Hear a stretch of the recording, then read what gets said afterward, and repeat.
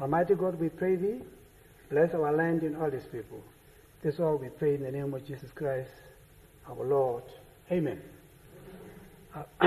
Affirmation, I solemnly affirm that I will be faithful to the Republic of Namibia and its people, and I solemnly promise to uphold and defend the Constitution and the laws of the Republic of Namibia to the best of my ability. Welcome back.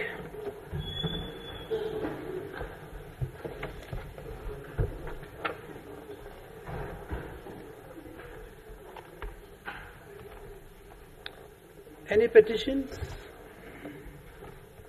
Reports of standing and select committees? Other reports and papers? Notices of questions?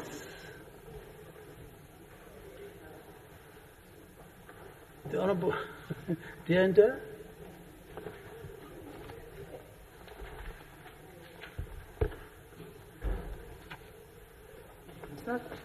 Thank you, Honorable Speaker. Honorable Speaker, I hereby give notice that on Thursday, the 20th of February, I shall ask the Minister of Health and Social Services the following. He's not here, he will be here on the 20th. Must I still train you at this stage? On the 6th of February 2025, the medical superintendent at the Oshakati Intimate Hospital issued a memorandum to all staff members restricting the use of mobile phones during working hours. While this is commendable, and I want to say thank you very much, other healthcare facilities in Namibia must also implement the same restriction. It's very good. Patients are dying while they are busy on their phones talking to friends and families and Netflix and Facebook and whatever. I therefore wish to ask the Honourable Minister the following. What is the official policy on mobile phones used for healthcare workers in all hospitals, clinics and healthcare centres in Namibia? Number 2, why does this restriction only apply to the Oshakati Intimate Hospital and not uniformly across all hospitals, clinics and healthcare centres in Namibia? Number 3, what specific concerns or incidents led to this rule being enforced at the Oshakati Intimate Hospital only? Number 4, how does the Ministry ensure fairness in implementing rules across all healthcare facilities? I so submit, Honourable Speaker, and I have a copy of the memorandum for those who didn't read newspapers. It's here. I so submit. Thank you.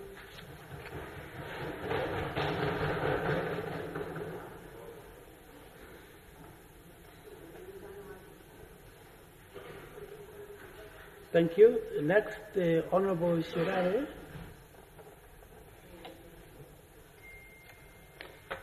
Good afternoon, Honourable Speaker, Honourable Members. I hereby give notice that on Thursday, the 20th of February, 2025, I shall ask the Minister of Justice, Honourable Yvonne Dowsap, the following question. We have come to the realization that the National Assembly has developed a tendency of disregarding law and judgment.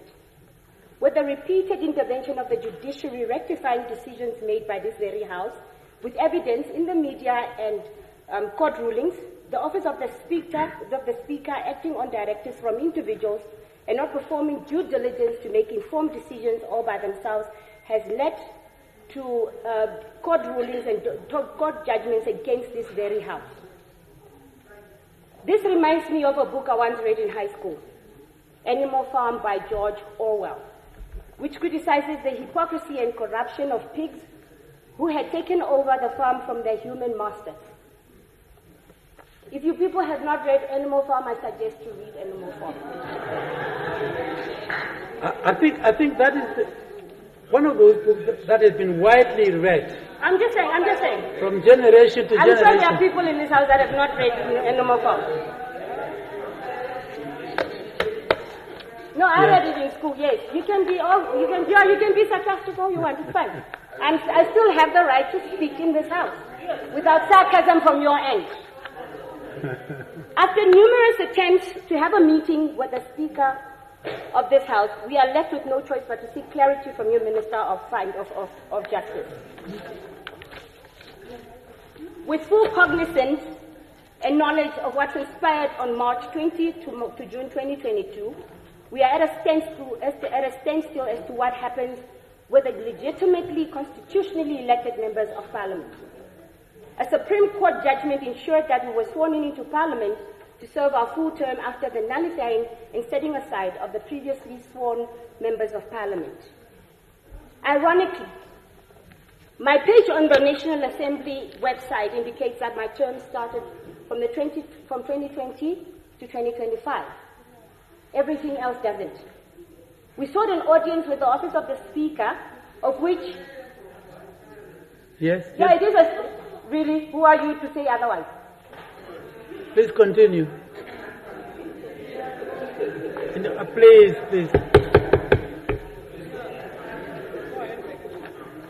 Honorable Speaker, honorable members, I had won my court case.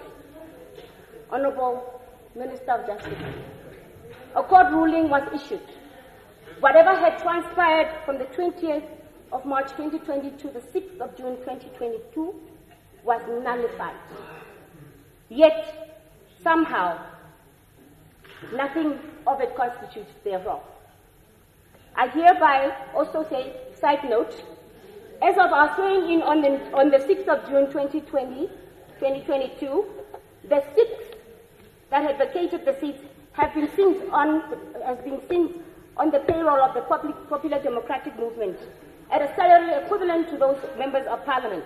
Yet somehow, the members of Parliament that were duly elected have not been compensated for prior losses, current losses, and future losses.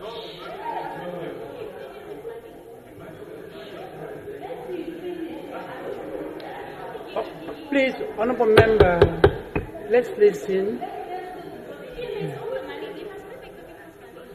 The National Assembly was fully aware from the onset that the swearing in of the PDM6 was illegal. We specifically alerted the Speaker of the National Assembly as well as the Secretary of our quest to seek judicial advice on the way forward. 2 years and a half later, the judgment came through. Honorable Speaker, honorable members, I didn't go to court for 2.5 years to get whatever was left of what was rightfully mine. Paragraph 41 and paragraph 42 of the Supreme Court judgment of the Supreme Court respectively states that they want to separate they want to respect the separation of powers and will not impose on the National Assembly as to how to rectify the situation. But it clearly indicates that remedies must be implemented by the Supreme Court in order for the National Assembly to act accordingly towards the members of Parliament that were rightfully and duly elected. So, Honorable Speaker, honorable members, the injustice is unfathomable and mind-boggling, especially seeing that it was being committed by lawmakers and their administrators to fellow lawmakers with the audience of other lawmakers.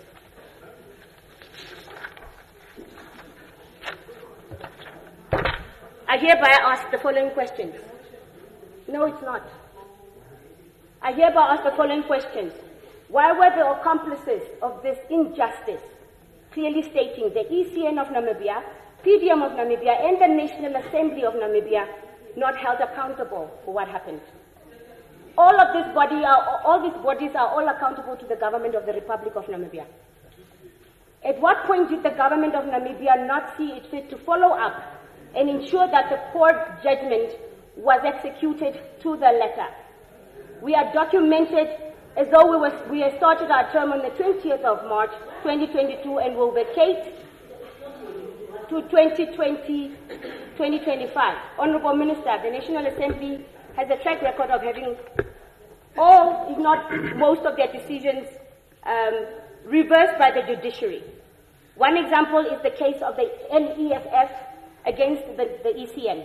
And the respective members of Parliament were therefore compensated for their loss, for their absence in Parliament. However, the PDM6, we are called the court cases, have not been accorded the same courtesy. Is it then, when do the legitimate six get to get what is rightfully theirs? And what do you have in your capacity as government to ensure that equality, fairness, and law is imposed and benefited by all involved? I could litigate. Of course I'm going to litigate, of course. But once again, is it really fair that I should go to court to once again highlight the very lawlessness that was in your faces in 2020 and wait for another 2.5 years for you to be told the exact same thing that I said in 2020 once again? I do not have the time, nor the courtesy, nor the patience to wait for 2.5 years for what is rightfully mine. Honorable Speaker, honorable members, do you have the mandate to oversee what really happens in this House? And in that case, who does the National Assembly account to? I so submit. Thank you. Thank you. Very. Can you submit the? Yeah, I know this is a very emotional subject, and I want to. Thank you. I want us to deal with this issue calmly, even at this late hour. Before, no, please. I want you to know that what you have presented to us, this matter is not directed to the Speaker, it's directed to the Minister of Justice, and I want to leave it at that, but we will have to work together to get to the bottom of this particular subject matter. And there's no question about it. We have to do the best we can within the law and the various aspects that govern the representation of members of Parliament here. I'm not going to go further. I could tell you a lot of things, but it's not for now. We move on. Notices of motions. Messages from the head of state. Oh, sorry. Thank you, Honourable Speaker. Honourable Speaker, I give notice that on 19 February 2025, I shall move that leave be given to introduce a bill to define and prescribe the powers, duties and functions of the Ombudsman, to provide for the appointment of the Deputy Ombudsman and an acting Ombudsman, to establish the office of the Ombudsman as an office in the public service, and to provide for incidental matters. I so move, Honourable Speaker. Thank you very much.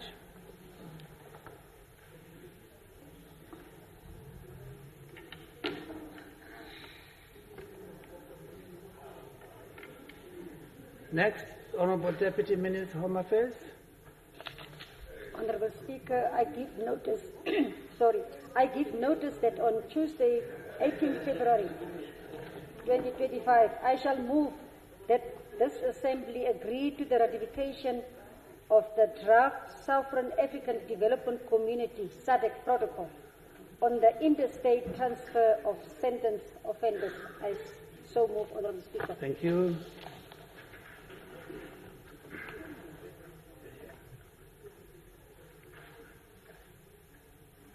Next, messages from the head of state. Next, ministerial statements. I think we have concluded on that part of the agenda, and we proceed as planned for this afternoon. And I don't need to remind the members. Honourable members, as per announcement yesterday, today's sitting is for members to pay tribute to His Excellency Dr. Sam Nujoma, the founding president of the Republic of Namibia and the father of the Namibian nation. The man who devoted a greater part of his life and energy for the freedom and independence of Namibia. I think this is where we are, and we are now being asked to make a contribution. I would like to start, if I may, to open the sitting as we discuss this important issue.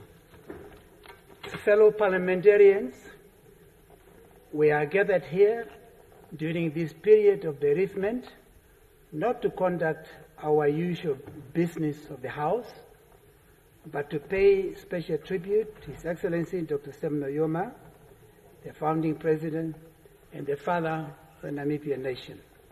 As we all know, on Sunday the 9th of February 2025, our nation woke up to the devastating news of the passing on the 8th of February 2025 of His Excellency Dr. Nujoma, founding president of the Republic of Namibia and the father of the Namibian nation.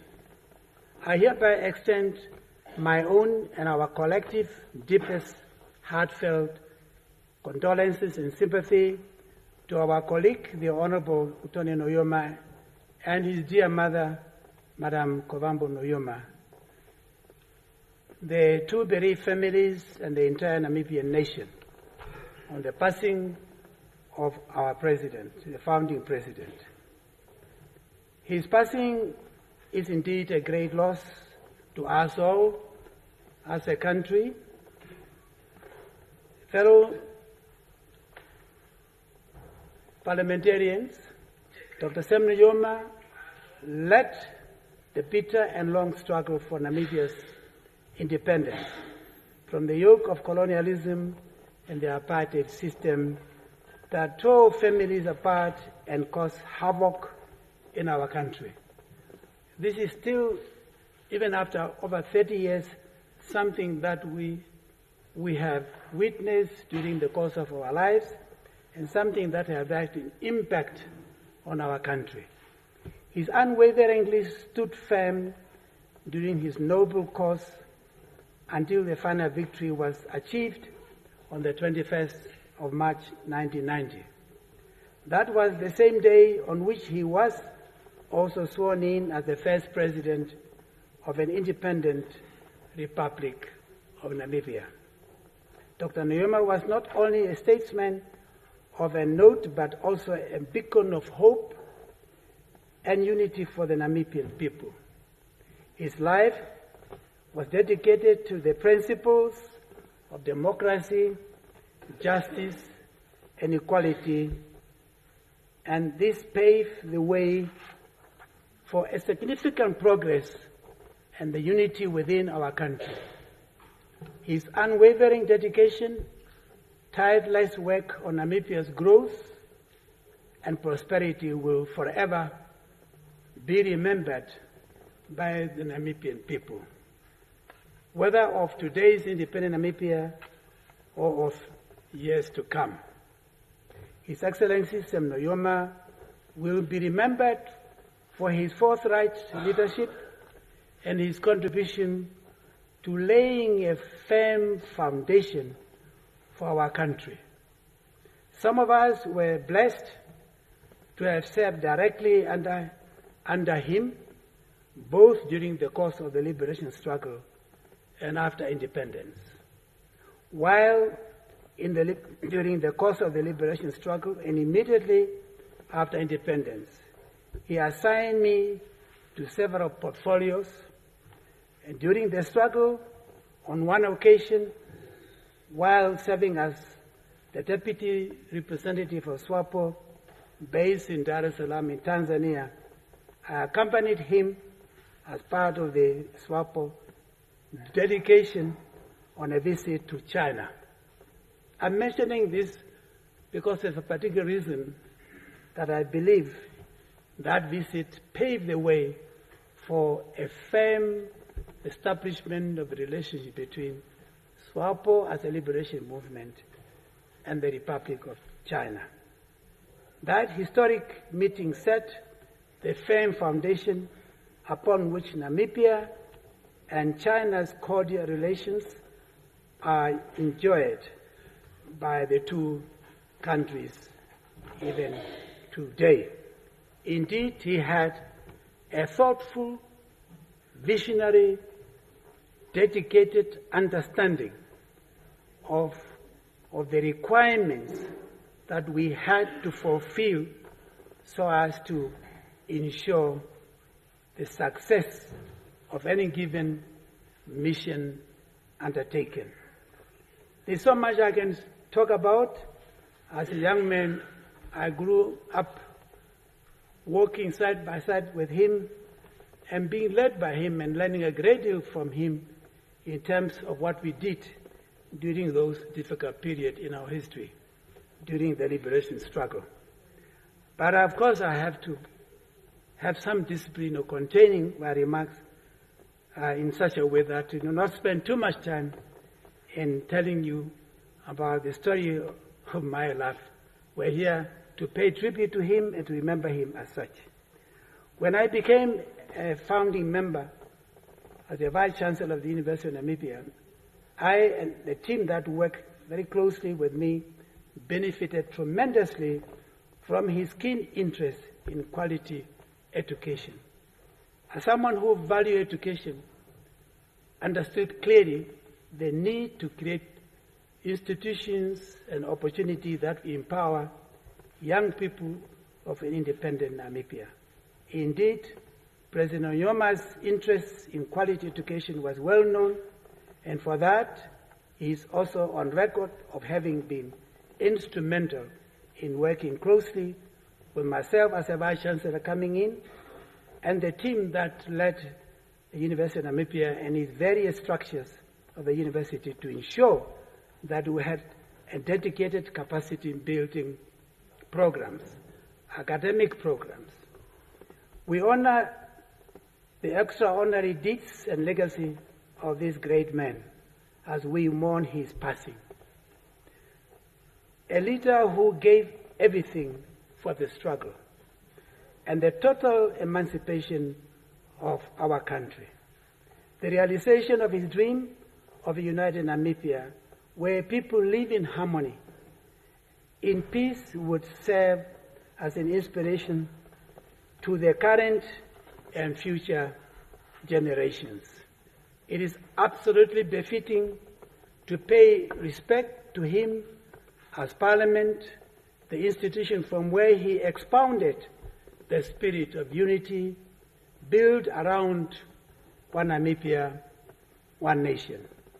We are all joined in unity during this difficult period of bereavement. May the soul of Dr. Sam Nujoma rest in eternal peace. Thank you. Next on my program, as given on the screen, I'll start with the Honorable Nekundi.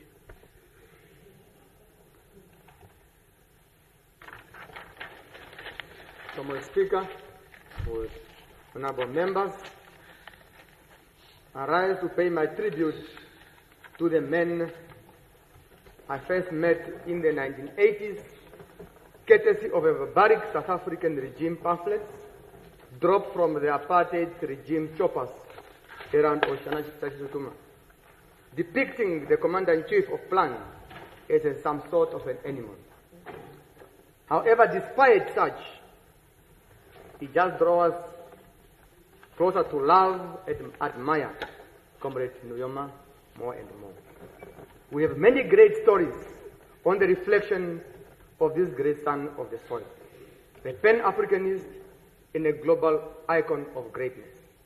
To many Namibians, I inclusive, he was a visionary glue that glued us all together towards one Namibia, one nation, fundamental principles that had defined our synergetic strength and propelled the attainment of our multiple achievements. In mourning our supreme hero, tears are sins, breaking downs are betrayals. Through him, we are a sovereign state. Through him, we have our rights. Through him, we attained our freedom. Therefore, our perfect mourning is to celebrate his volcanic and prodigious achievements for a common good for all the members of society. On personal reflection, I proudly served in the leadership of the Swapati Youth League, a progressive organization. He steered its founding during the Tanga Consultative Conference of 26 December 1969 to the 2nd of January 1970. I proudly served in the leadership of Swapo Party, the steadfast organization he co-founded with other great leaders of our country on the 19th of April 1960. I proudly served in the leadership of Namibia, a country whose sovereignty is speared its founding on the 21st of March 1990. I proudly stood in this chamber on 2 occasions, Comrade Speaker, to swear my allegiance to the state of Namibia and uphold her constitution as a fundamental law he prominently co-fathered. Thank you, Comrade Founding Father. Today, I stand tall to recommit myself to, in my lifetime, uphold the values you stood for and taught us all. Rest in power, Comrade Founding Commander-in-Chief. Rest in perfect peace, Comrade Founding Father. Comrade Founding President, being a great Founding Father is what makes many of us proud founding children. Therefore, Comrade Speaker, I therefore convey my sincere condolences to Kuku Kovambo, Comrade Nujoma, Comrade Nefungo, and all the children, the entire family, the Namibian nation, the African continent, and the entire progressive world at large. I so submit to this. Thank you. Next, Honorable Kawandenge.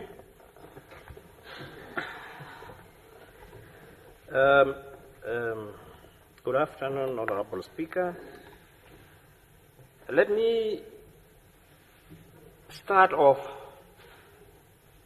in my small tribute to our departed President and Father of the Nation with a few words from President D. Roosevelt when he gave his famous speech in 1910, where he alluded to the men in the arena.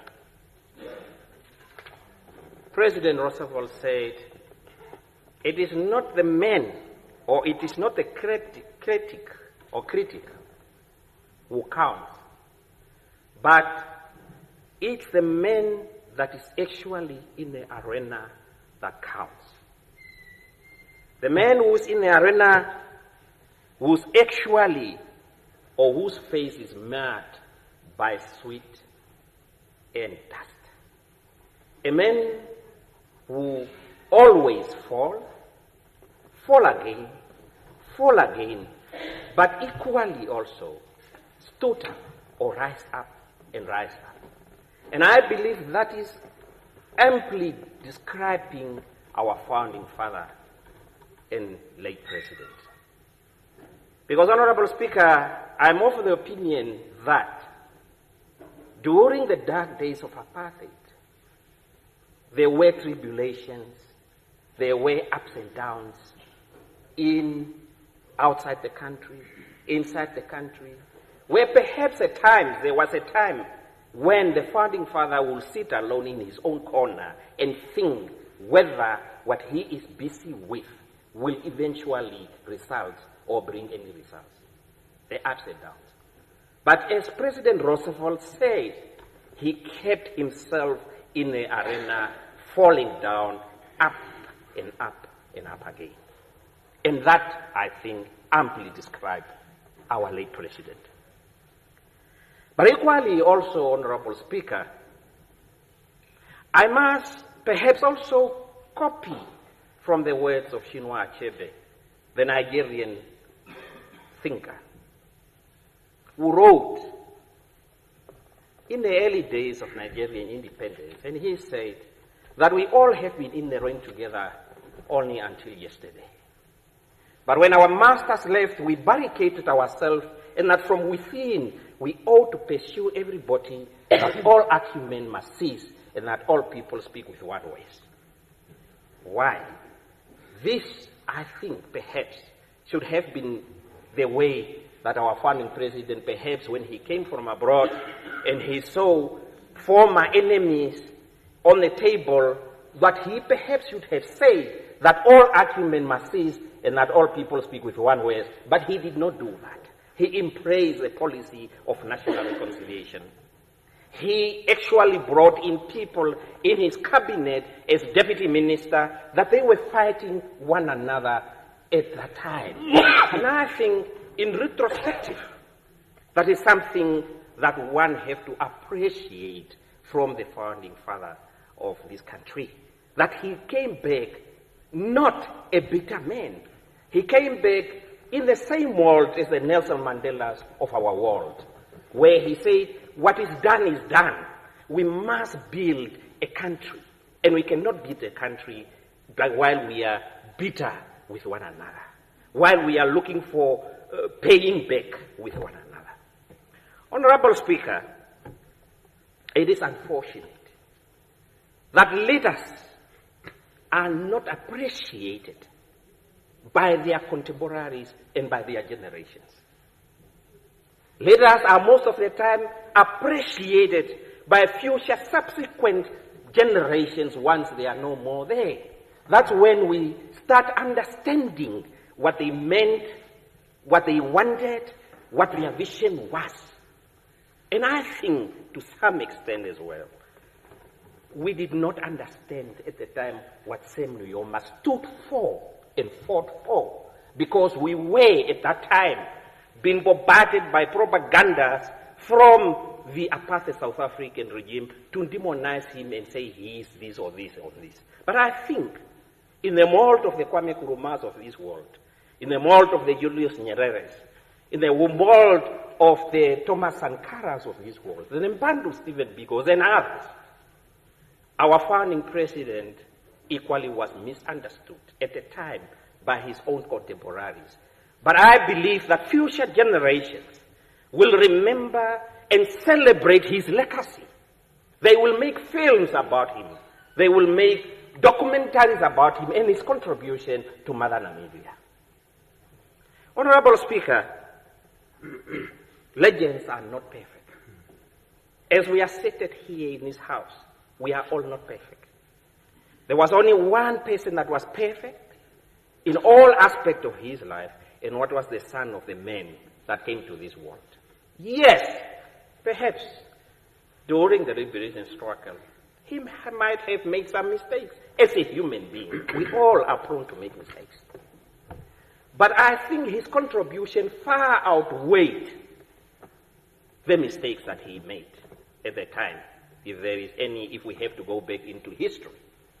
However, I think in the mold of the Martin Luther King of this world, President Sam Nujoma saw a future and a direction for his country.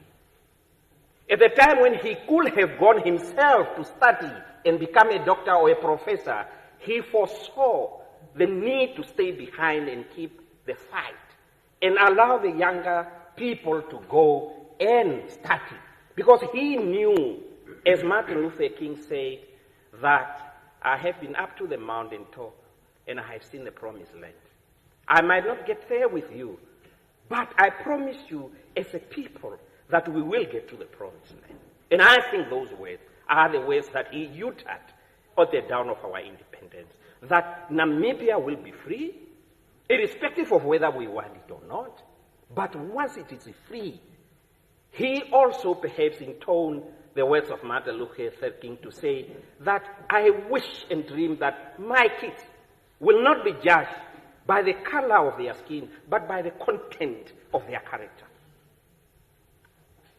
Honorable Speaker, with these few words, I honestly wish and pray that as we move forward as a nation, we will take two things as the younger generation from our peer, from our fathers, the founder of the Namibian Republic. That we must disagree bitterly on the political terrain. We must discuss issues that are core to the well-being of our country and our citizens. But we must leave a room for tea tomorrow, to be able to call one another over a cup of tea and to sit together and say, how are you? How's your wife? How's your kid? We must never, ever become enemies. Thank you very much. Thank you very much. Thank you very much indeed. Next, Honorable Anahi Pondaka.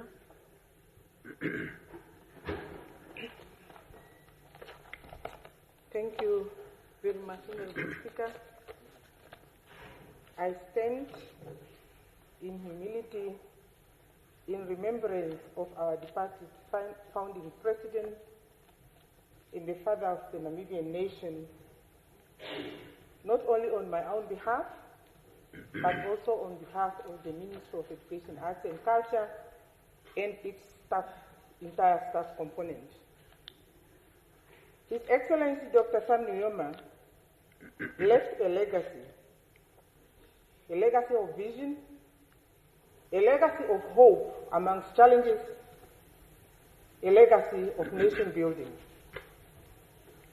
I would start by quoting his favorable quotation around education, which says, and I quote, "Education is the key to the future.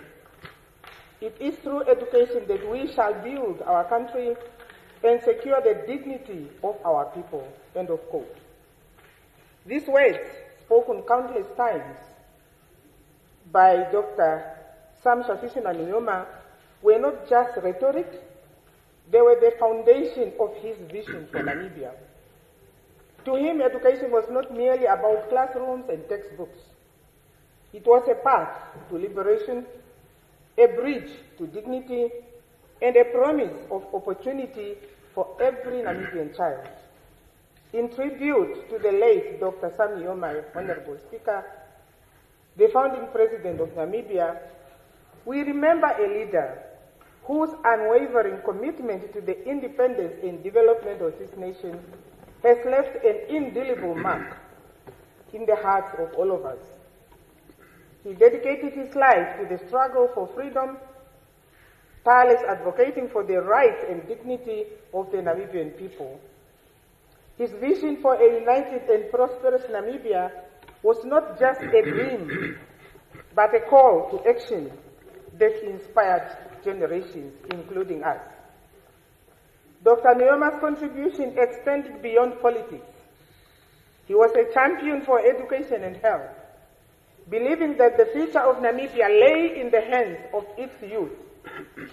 He inherited a nation scarred by apartheid, a country where education has been a tool of oppression, designed to keep the majority in ignorance while reserving privilege for the few.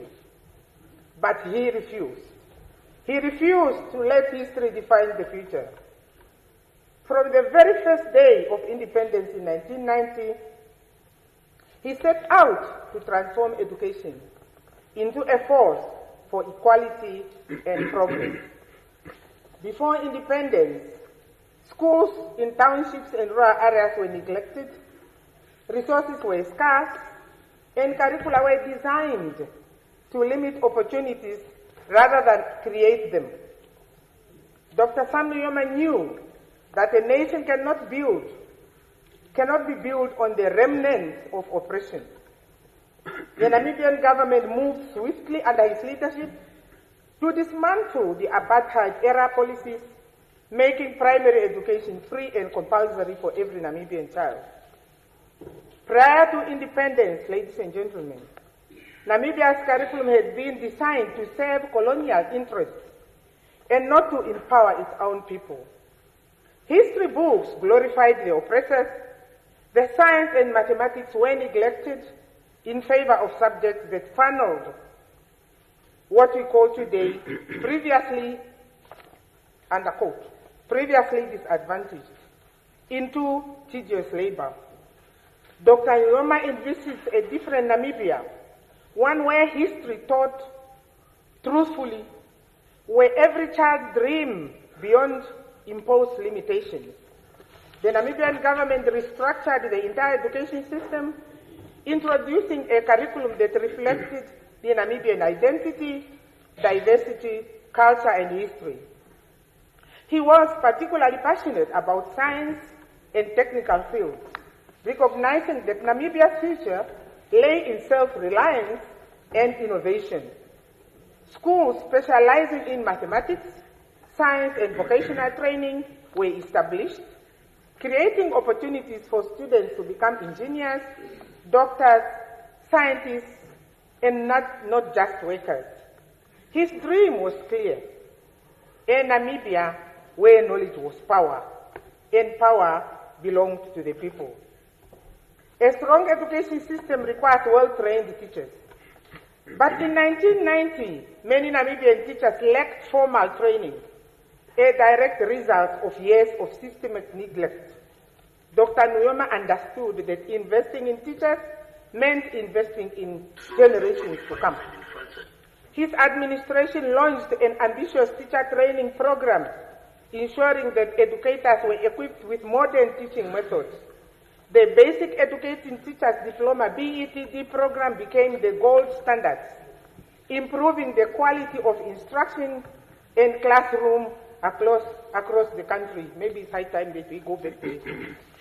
His commitment to educate extended beyond policy, led by example, whereby he enrolled at university at the age of 79 and earned a Master of Science degree in geology. Beyond classrooms and lecture halls, Dr. Nujoma understood that education requires nutrition, safe spaces, and supportive environment. Poverty was a harsh reality for many families, often forcing children to drop out of schools. In response, the Namibian school feeding program was launched by the government of Namibia through the Ministry of Education, Art and Culture in 1991 under his leadership. The program was established to improve school attendance and learner performance, particularly among vulnerable children in rural and low-income areas. Today, the Namibia government fully funded program international partners have played a crucial role in strengthening its implementation, making it one of the longest-running school feeding initiatives in Africa, ensuring that no child has to learn on an empty stomach. This initiative boosts school attendance and performance, particularly in low-income communities. He also emphasized early childhood education, advocating for pre-primary education that would give children a strong foundation before they entered formal schooling. Today, ECD centers across the country stand as a testament to his belief that a child's future begins long before they step into a grade 1 classroom. Even after stepping down from the presidency in 2005, Dr. Nujoma worked in education never stopped. His education in education never stopped. His work in education never stopped. Through the Sam Nujoma Foundation, he continued to support scholarships, agricultural training programs, and initiatives to empower Namibians through knowledge. One remarkable example is the Etunda Farm Primary School, established on Dr. Nujoma's own farm, ensuring that children from marginalized areas have access to learning. This school, Honorable Speaker, has been donated to government, and the processes are on for it to be registered as government property and be fully functioning. His voice remained strong, always urging policymakers in the private sector to invest in education, because an educated nation is a prosperous nation. Whether addressing students at university graduation or visiting rural schools, he carried the same message, which says, and I quote, "Do not stop learning. Learning is your most powerful weapon," end of quote. Today, as Namibia, we reflect on his passion, and his legacy is written not just in history books, but in the minds and hearts of every student who walks into a classroom, every teacher who inspires change, and every graduate who builds a better future. Dr. Sam Nujoma was more than Namibia's founding president, the father of the nation. He was a teacher, a mentor, an advocate for growth and development, and a champion of education. Because of him, Namibia is learning, growing, and thriving, and in transforming nation. With these remembrance words, I wish to give my sincere condolences to his family, Mekulu, and the children, and the entire nation of Namibia and the whole globe. To our hero, Dr. Sam Nujoma, rest in eternal peace. Your legacy in education and nation building will forever inspire us. I thank you. Thank you. Can I just whisper, if we could stick to about 5 minutes? That is the request I'm getting from members so that we can accommodate everybody. Next on my agenda, John Mutowa.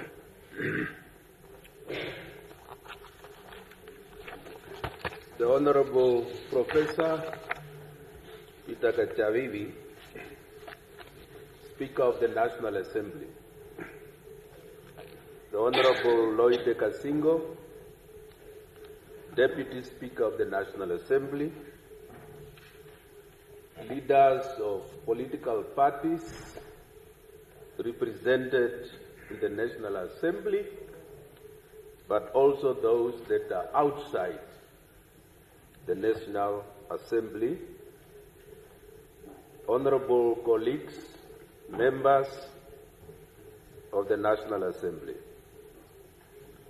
On Tuesday, 13 February 2024, in this honorable House,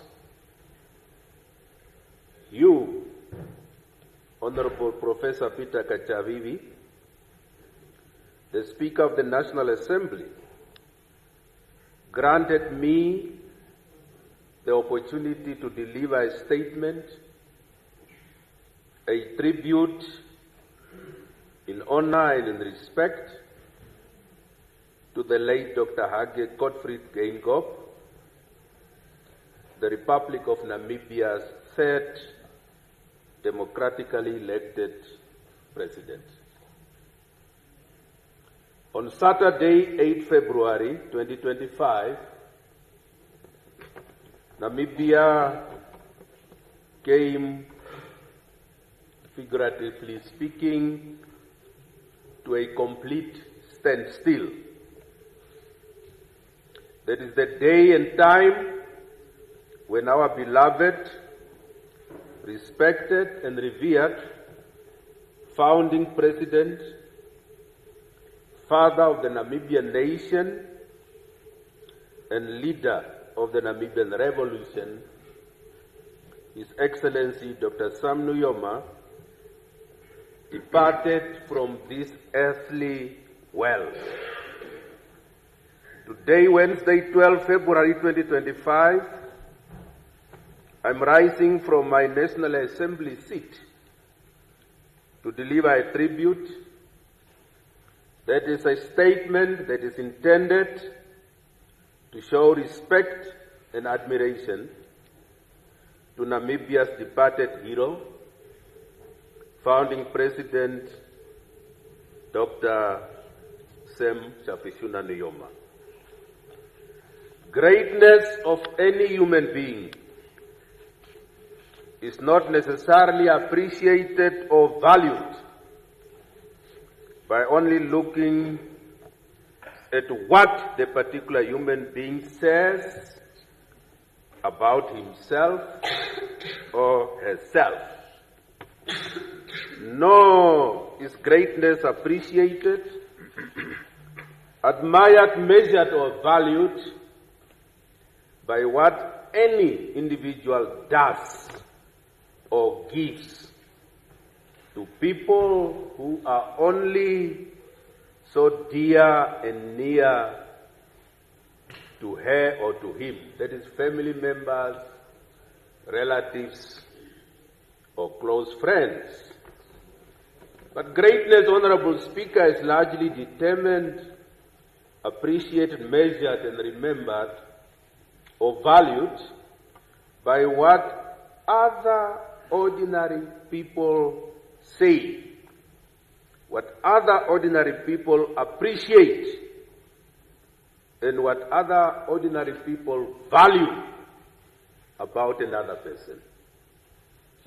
In other words, what someone has done or what someone is doing to those ordinary people who are in real need. Ordinary people who are poor, ordinary people who are sick, the downtrodden. Founding President Sam Nujoma was a great man and shall remain a great man and a great leader. In Namibia, his own country, our own country, in SADC, in Africa, and beyond the borders of the African continent. Not only in words, but more importantly in the numerous exemplary deeds and noble public work that he has done as a visible public leader in Namibia, in Africa, and the world at large over so many years of his earthly life.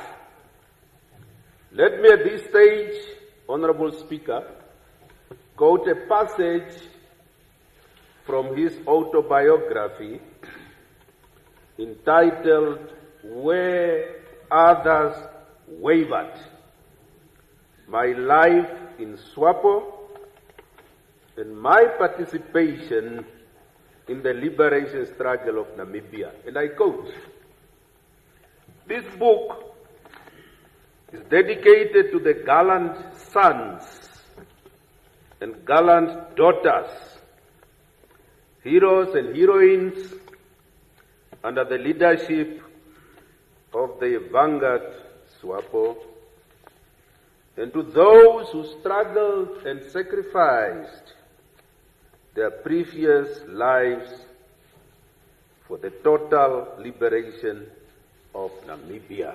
End of quote. David Hosea Meroro, chairman of SWAPO for many years, a great Pan-Africanist,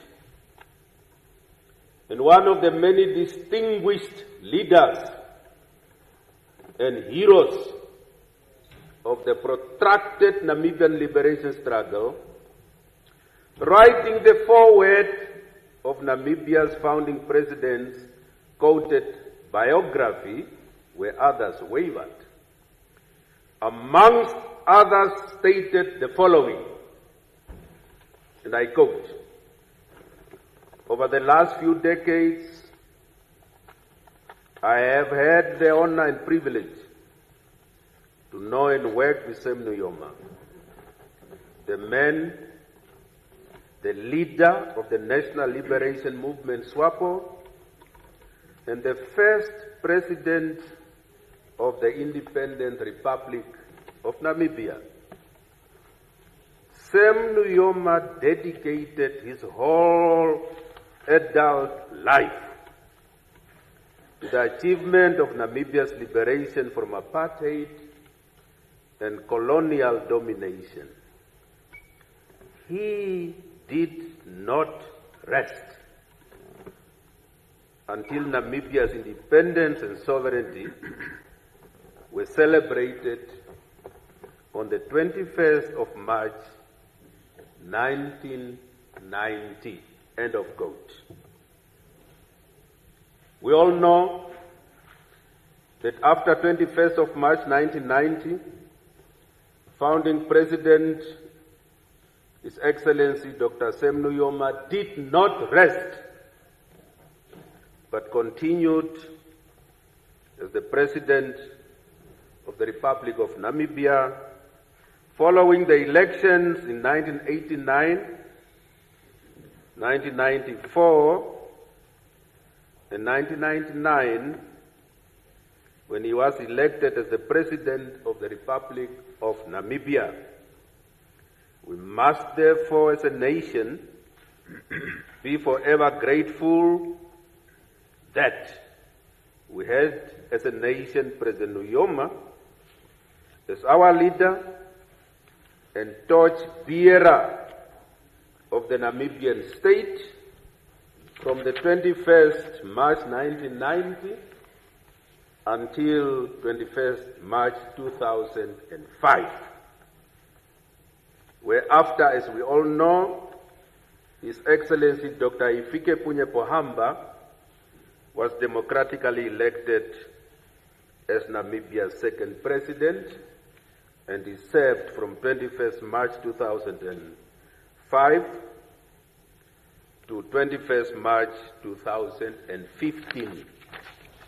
Towards the end, Comrade Speaker, my personal reflection,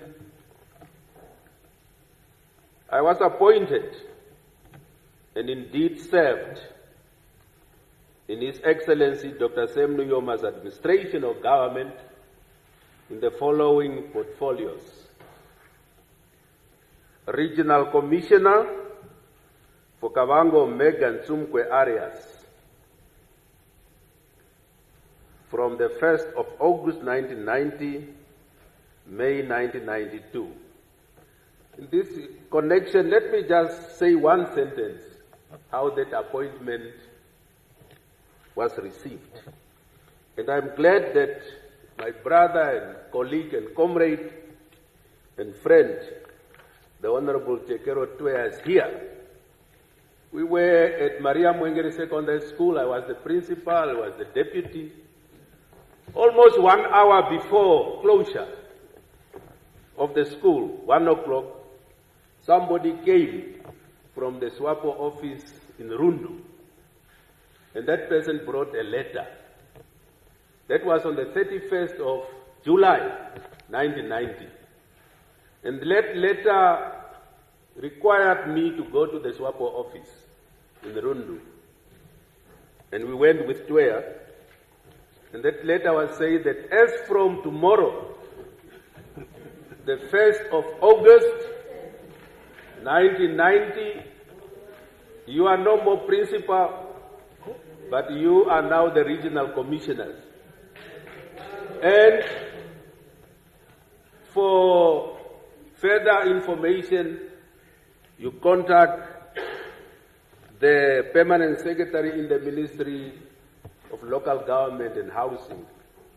That time, the late permanent secretary Njidimonjila Shombe, and the minister was the Honorable Dr. Libertina Madila.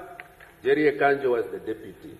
And so it came, and I joined now as regional commissioner. Deputy Minister of Water Affairs in the office of the President from May 1992 to April 1993. Also very interesting, on the radio. I remember very well, it was a Friday.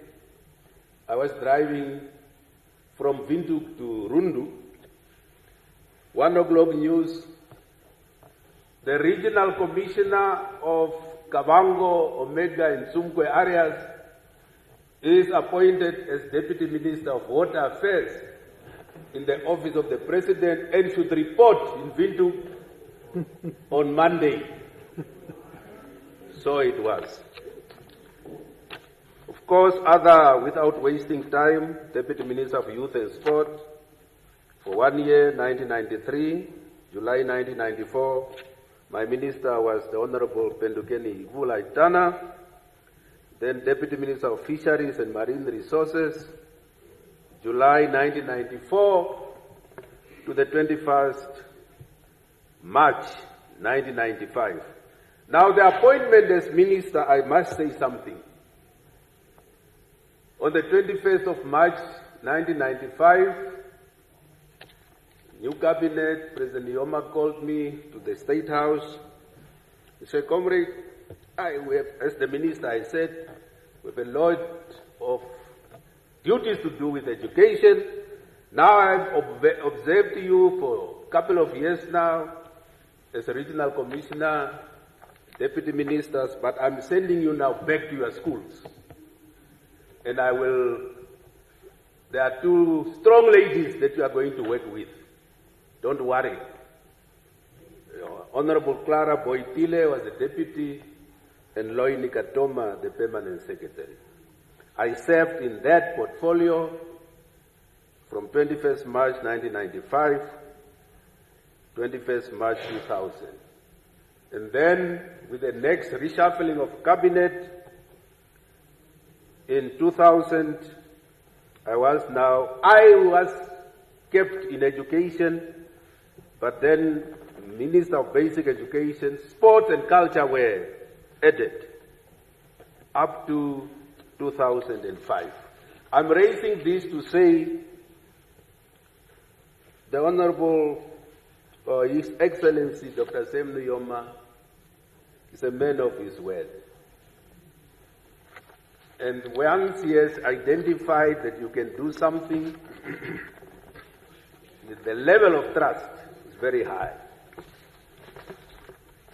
Finally, Your Excellency Dr. Sam Shafishuna Nujoma, Namibia's founding president, father of the Namibian nation, and leader of the Namibian revolution. Death has taken your body, your physical presence away from us. Your spirit, your soul, your legacy, and your good and noble exemplary work as a citizen of Namibia, a statesman of our country, cannot die and shall never die. For us as mortal human beings, death is and death shall forever remain an unwelcome robber or a thief. But as believers, we do believe that death is but a transition. That is a process or period of changing from one life to another. The best index to a person's character is really how a person treats ordinary people who cannot do him or her any good or harm. His Excellency Dr. Sam Nujoma, our founding president, had that character.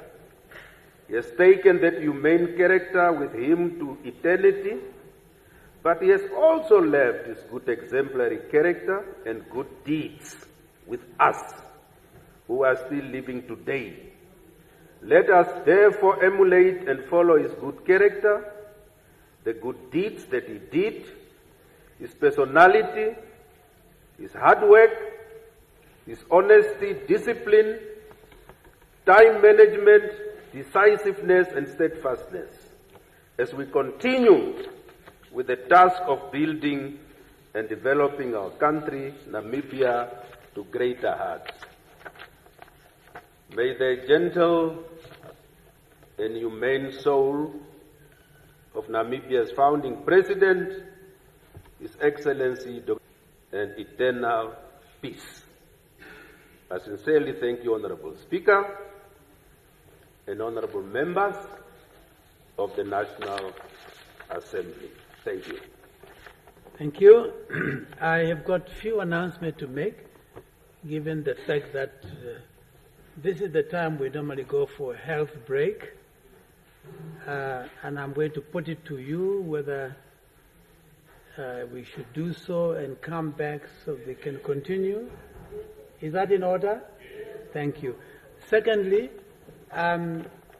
for various reasons that I don't understand, we are supposed to be connected to the NPC television so that you can have visual images, but for some reason this is not happening. I was told by the technicians that they attempted to do that, but somehow they were not successful. Maybe during the tea break when you come back, this particular situation could be rectified. Do you agree with me that we can do that? Come back after about 20 minutes, tea break. Tako? Thank you.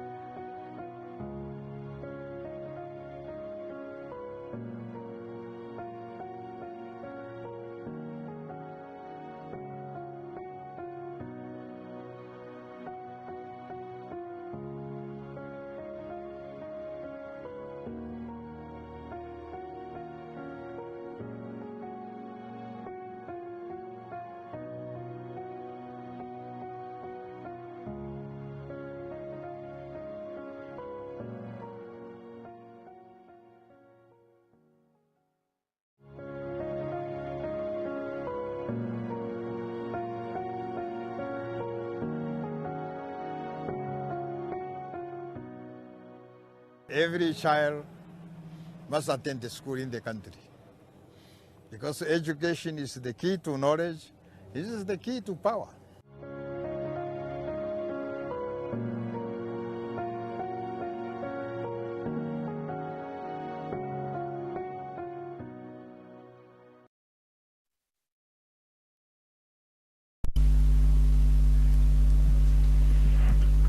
I now have the distinguished honor and pleasure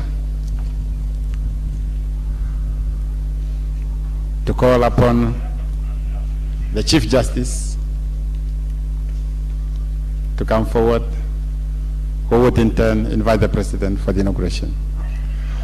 Chief Justice Ismail Mohammed, South African, highly respected in legal circles, and seconded to Namibia as Chief Justice. Your Excellency, the President of Namibia, the Honorable Presidents of Zimbabwe, Botswana and Angola, the Vice President of Cuba, the Honorable the Prime Minister Designate, the Speaker of the National Assembly, the Deputy Speaker, the Chairman of the National Council, eminent members designate of the Cabinet, honored members of the Diplomatic Corps, learned members of the Judiciary, invited guests, ladies and gentlemen, comrades and friends. Following upon the strike of the midnight hour on the 20th of March 1990, as many millions enjoyed their nightly slumber, a proud and triumphant people inhabiting the rugged beauty of the Namibian desert reawoke to pledge to themselves and their children, born and yet to be born, that they would build a new Namibia, emancipated from the pain and the shame of its brutal colonial and racist past. In doing so, they have made, in the words of Jawaharlal Nehru, a tryst with an unfinished destiny. 5 years later today, we seek to redeem that pledge. If not completely, then significantly and substantially, by expressing our vigorous fidelity to a constitution which, in the articulation of its ideals and the quality of its structures, must rank among the noblest achievements of progressive jurisprudence in modern history. The President of this young and great republic symbolizes for all Namibians its commitment to the Constitution. He is required by Article 30 of the Constitution to swear solemnly to uphold, to protect, and to defend the Constitution as the supreme law of the nation. In doing so publicly and visibly, nationally and internationally, he discharges more than simply a constitutional duty. He makes a commitment vital to the continued regeneration of the soul of the Namibian people and the redemption of the pledge they have made to themselves and the civilized peoples of the world. I am deeply honored as Chief Justice of Namibia to call upon His Excellency Dr. Sam Nujoma to take the oath of office as President of the Republic of Namibia in terms of Article 30 of the Constitution of Namibia.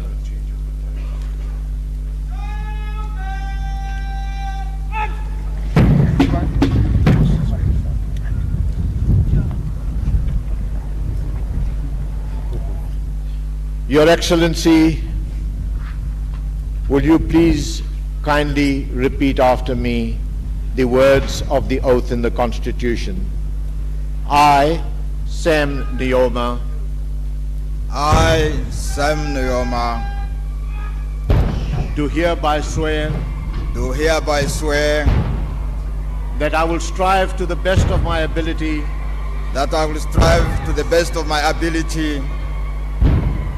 to uphold, protect, and defend as the supreme law the Constitution of the Republic of Namibia, and faithfully to obey, execute, and administer the laws of the Republic of Namibia. That I will protect the independence, the sovereignty, the territorial integrity, and the material and spiritual resources of the Republic of Namibia. And that I will endeavor to the best of my ability to ensure justice for all the inhabitants of the Republic of Namibia. So help me God.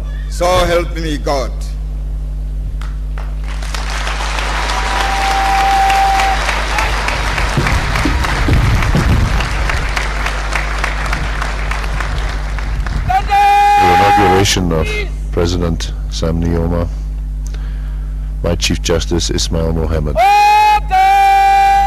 The President will now make a short statement before Prime Minister Designate Agi Gang.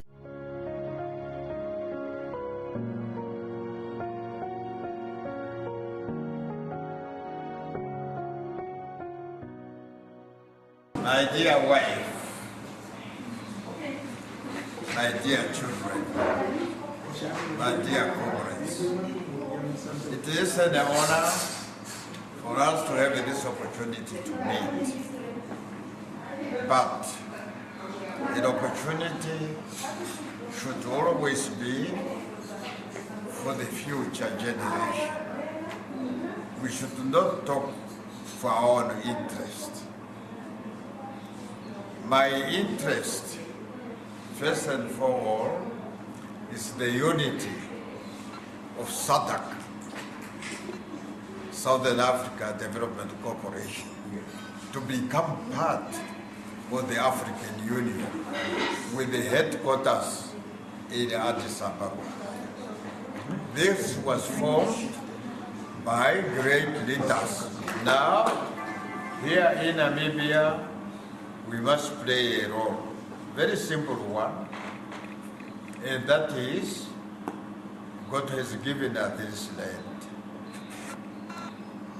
The harbor of Walvis Bay today, as we are sitting here, is the harbor of SADC. Why?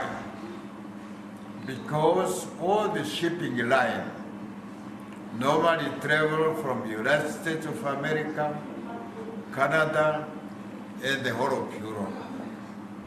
Normally pass through here, go to Cape Town to deliver goods for South Africa.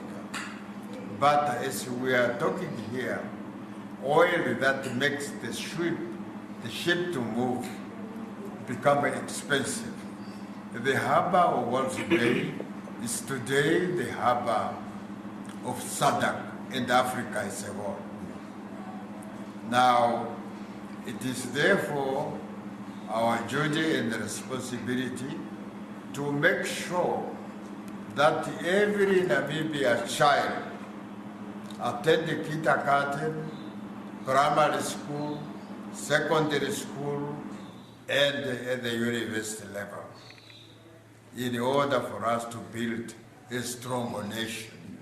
We believe that a united people striving to achieve a common good for all members of the society will always emerge victorious. I thank you.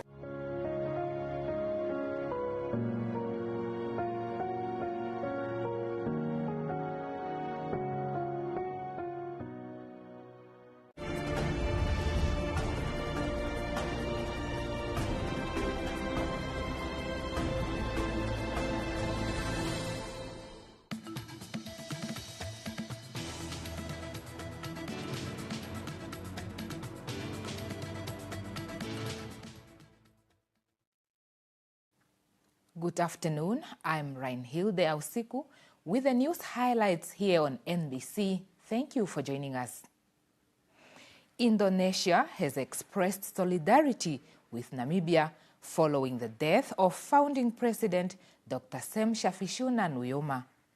Its ambassador, Wisnu Edi Pratinho, conveyed the message of solidarity to President Nangolo Mbumba at State House. Pratinho also bid farewell to President Mbumba as he concludes end of his diplomatic tour to Namibia. To the people of Namibia for the loss of Dr. Sam Nujoma, first president of Namibia. Thank you for the expression of sympathy and condolences to us as a nation. This is a very challenging period for us. Losing the real center of society, the real center of political architecture, the real center of diplomacy, the real center of our international connection is quite a big knock, a big tough period. But as long as we are keeping together, as long as we are at peace, and as long as we have stability, we are capable of doing whatever our nation demands. And this is one of them. Our nation demands that we behave ourselves, that Dr. Nujoma has many friends all over the world. And if they decide to come, there is no way we can say they cannot come. They will come. Those who want to come, they will come. But it is us, the citizens of Namibia, who have to carry this responsibility and also carry his memories and his accomplishment forward by the way what we do and how we behave ourselves. Last night, the first official memorial service of Dr. Sam Shafishuna Nujoma was held at his home in Windhoek. Family, friends and dignitaries gathered to honor his remarkable life and contributions to Namibia. The service focused on veterans and took the audience on a nostalgic journey back into Namibia's history.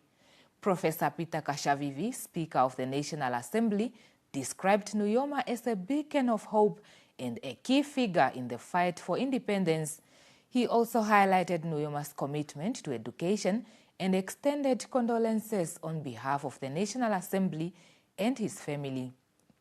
Bena Madhila, a SWAPO stalwart and a former member of Parliament and Cabinet, shared memories of meeting Dr. Nujoma in 1946. He spoke about the challenges Nujoma faced while fighting against apartheid, praising his resilience and determination for Namibia's freedom. David Nujoma, Dr. Nujoma's nephew, thanked the nation and the international community for their support. He described his uncle as a father figure to both his family and the nation, singling out Nujoma's dedication to Pan-Africanism and global cooperation. Dr. Nujoma was not only a statesman of note, but also a beacon of hope and unity for the people of Namibia. He stood for a united country that was proud of its roots, and he worked hard to bring that about. His life was dedicated to the principles of democracy, justice, and equality, and this paved the way for a significant progress and unity within our country, knowing the fact that without being a nation that stood together, nothing can be achieved productively. You saw him leaving his country after the event in Katutura to go and sleep in the bushes, sleep in unknown places. But when Nujoma left this country and discovered that nice talk to the world was not productive, was not going to bring about changes in this country, he started thinking of the no Instead, the Namibians must be organized to be their own liberators. He wanted everybody to complete his education, to come and be fully fledged, useful to the struggle. The late founding president and father of the Namibian nation was a Namibian leader, a Pan-African and an internationalist. Your messages has unraveled to some extent this heavy burden of death. But for Tatekuru, we say he is not dead. He is asleep and resting. Revolutionaries don't die. Their spirits lives on now and forever. Tatekuru was not only our father, our uncle, but he was the father of all of Namibia and father of all of us. Since the death of Dr. Sam Nujoma on February the 8th, at the age of 95 in Windhoek, diplomats accredited to Namibia gathered at the Nujoma residence to pay their last respects. Representing various nations and international organizations, they highlighted Nujoma's enduring legacy and the strong diplomatic ties he fostered throughout his leadership. Dignitaries, including CEOs, diplomats, ministers, and ambassadors, gathered to pay their last respects and sign the Book of Condolences. The Nujoma residence was adorned with flowers and art pieces, symbolizing the nation's reverence for its first president. Among the ambassadors were Finland's Lena Villanen, Spain's Alberto de la Calle, and Germany's Dr. Thorsten Hatter. Portugal's ambassador Rui Carmo and Ana Beatriz Martens, head of the European Union delegation, also came to pay their final respects. Dr. Magali Josefina Henriquez Gonzalez, Venezuela's ambassador to Namibia, was also in attendance.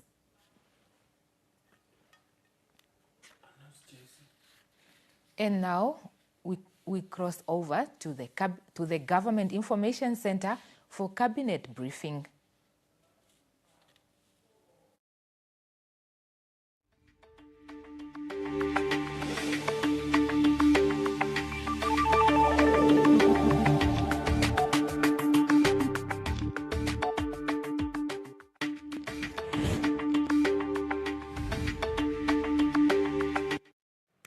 Good afternoon, Namibia and beyond, and a very warm welcome to the Government Information Center studio for the Cabinet Decisions Briefing with me, Helene Philippus Hamunyela.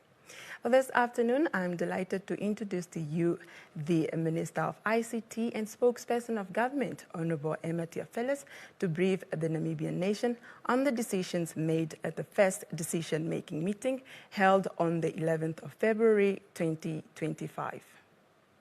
Dear listeners and viewers, welcome to the Cabinet Decisions briefing of the first Cabinet decision making held on the 11th of February 2025 as chaired by His Excellency the President, Dr. Nangolo Mbumba. The first Cabinet decision is around the cascading of the SWAPO Party Manifesto Implementation Plan to the national plans of the Government of the Republic of Namibia. Cabinet approved the incorporation of the SWAPO Party Manifesto into the government plans for the implementation from the 1st of April 2025. The second Cabinet decision is a feedback report on the implementation of Cabinet decisions for the period 1st of October 2023 to the 31st of March 2024. Cabinet took note and endorsed the feedback report on the implementation of these Cabinet decisions and its key recommendations, which amongst others include that officers, ministries and agencies to continuously communicate with their counterparts in order to finalize the signing of all memorandums of understanding, and that budgetary provision be made for the implementation of these decisions by the affected OMAs and enhance continuous mobilization of funding to the development partners to support its implementation. The third cabinet decision are the measures to address the congestion of trucks at the Katima Mulilo border post. Cabinet approved the proposed short to long-term interventions to address the congestion of trucks at the Katima Mulilo border post as highlighted following. First, the short-term interventions include a documentary pre-clearance to ensure that necessary documentation is processed before trucks arrive at the border.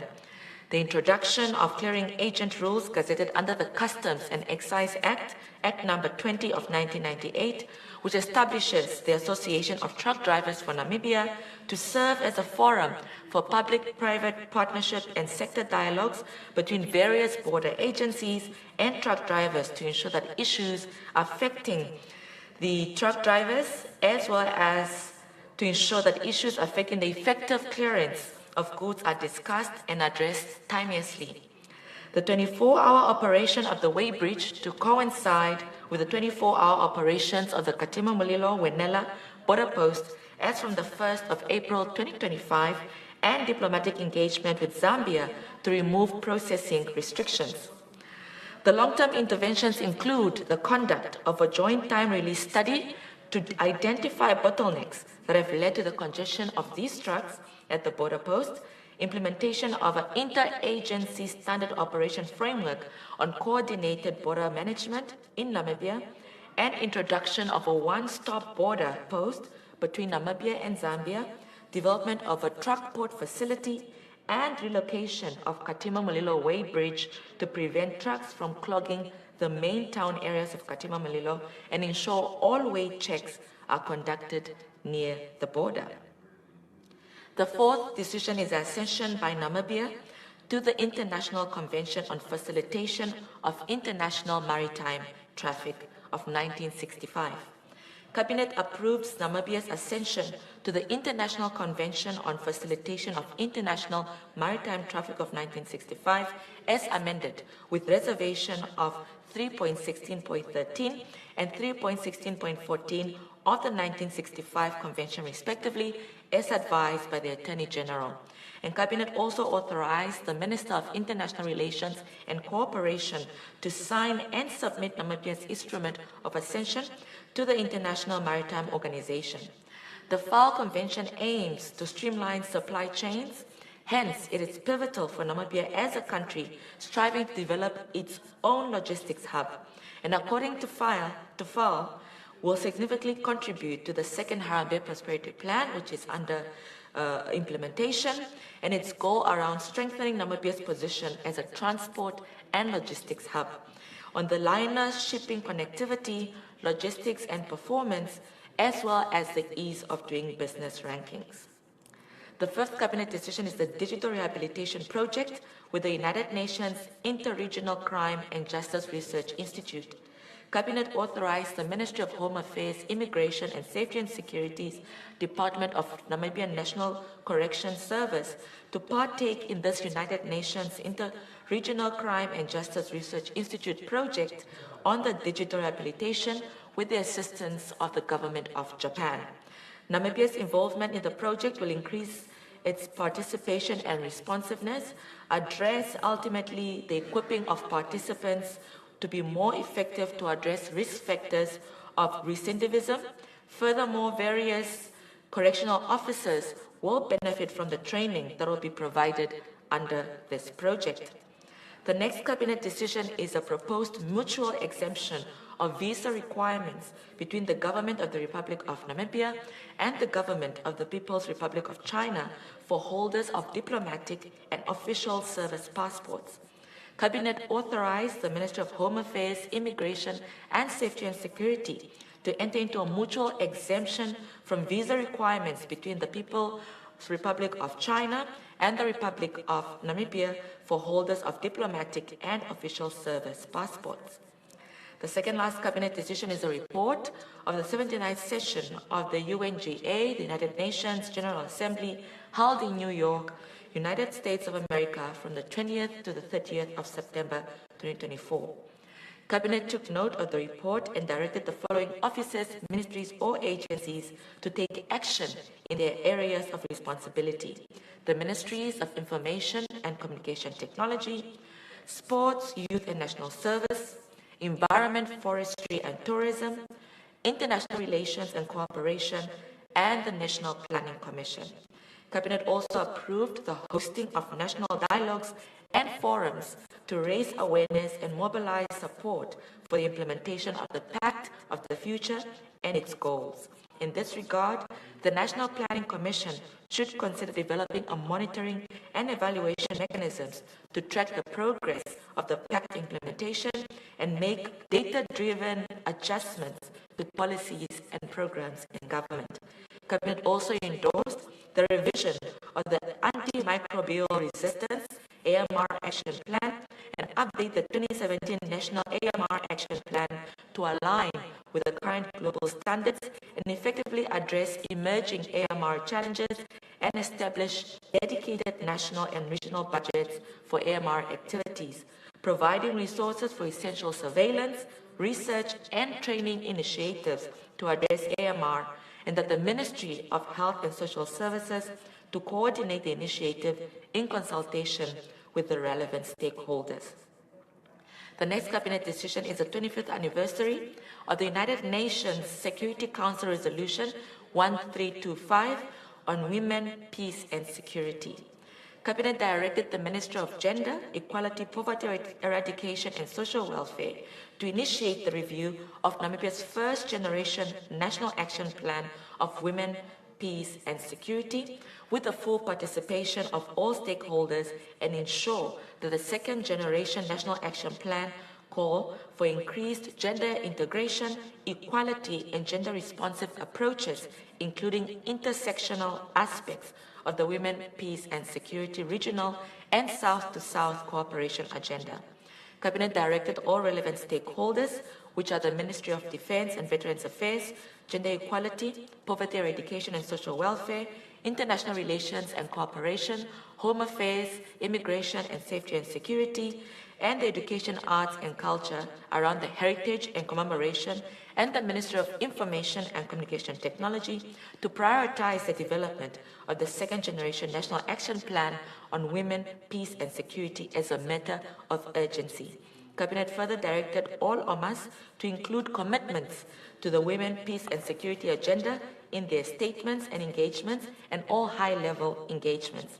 Cabinet endorsed for the Government of the Republic of Namibia to consider hosting an event with invited international and national stakeholders in order to signify Namibia's firm commitment to the future of Women, Peace and Security agenda, and Cabinet also directed the Ministry of Information and Communications Technology and International Relations and Cooperation to establish a silver anniversary of the UNSCR 1325 on Women, Peace and Security Planning Committee, encompassing senior and other officials from the key ministries of Defense and Veterans Affairs, Gender Equality and Poverty Eradication and Social Welfare, Home Affairs, Immigration, Safety and Security, Education, Arts and Culture.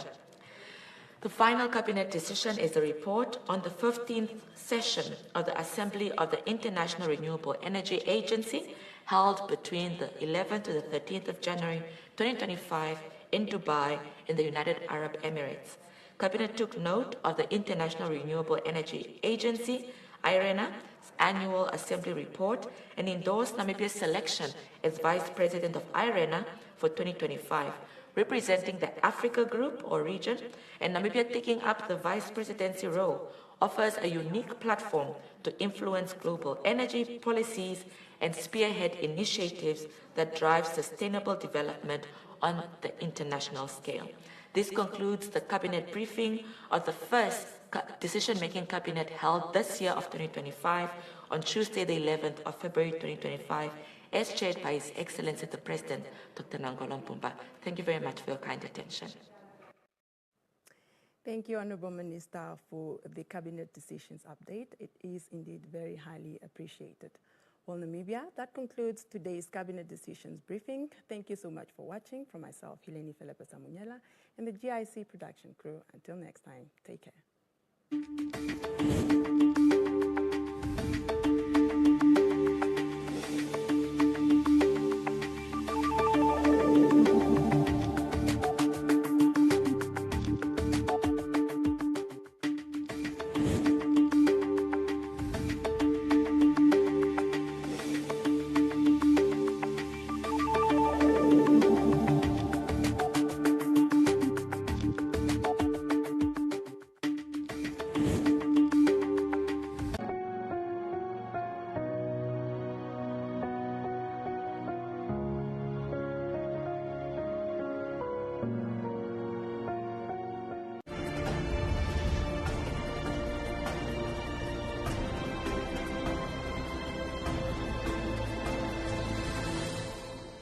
might of the oppressor. So he was just not a leader. He was a trailblazer who walked so that future generations could run.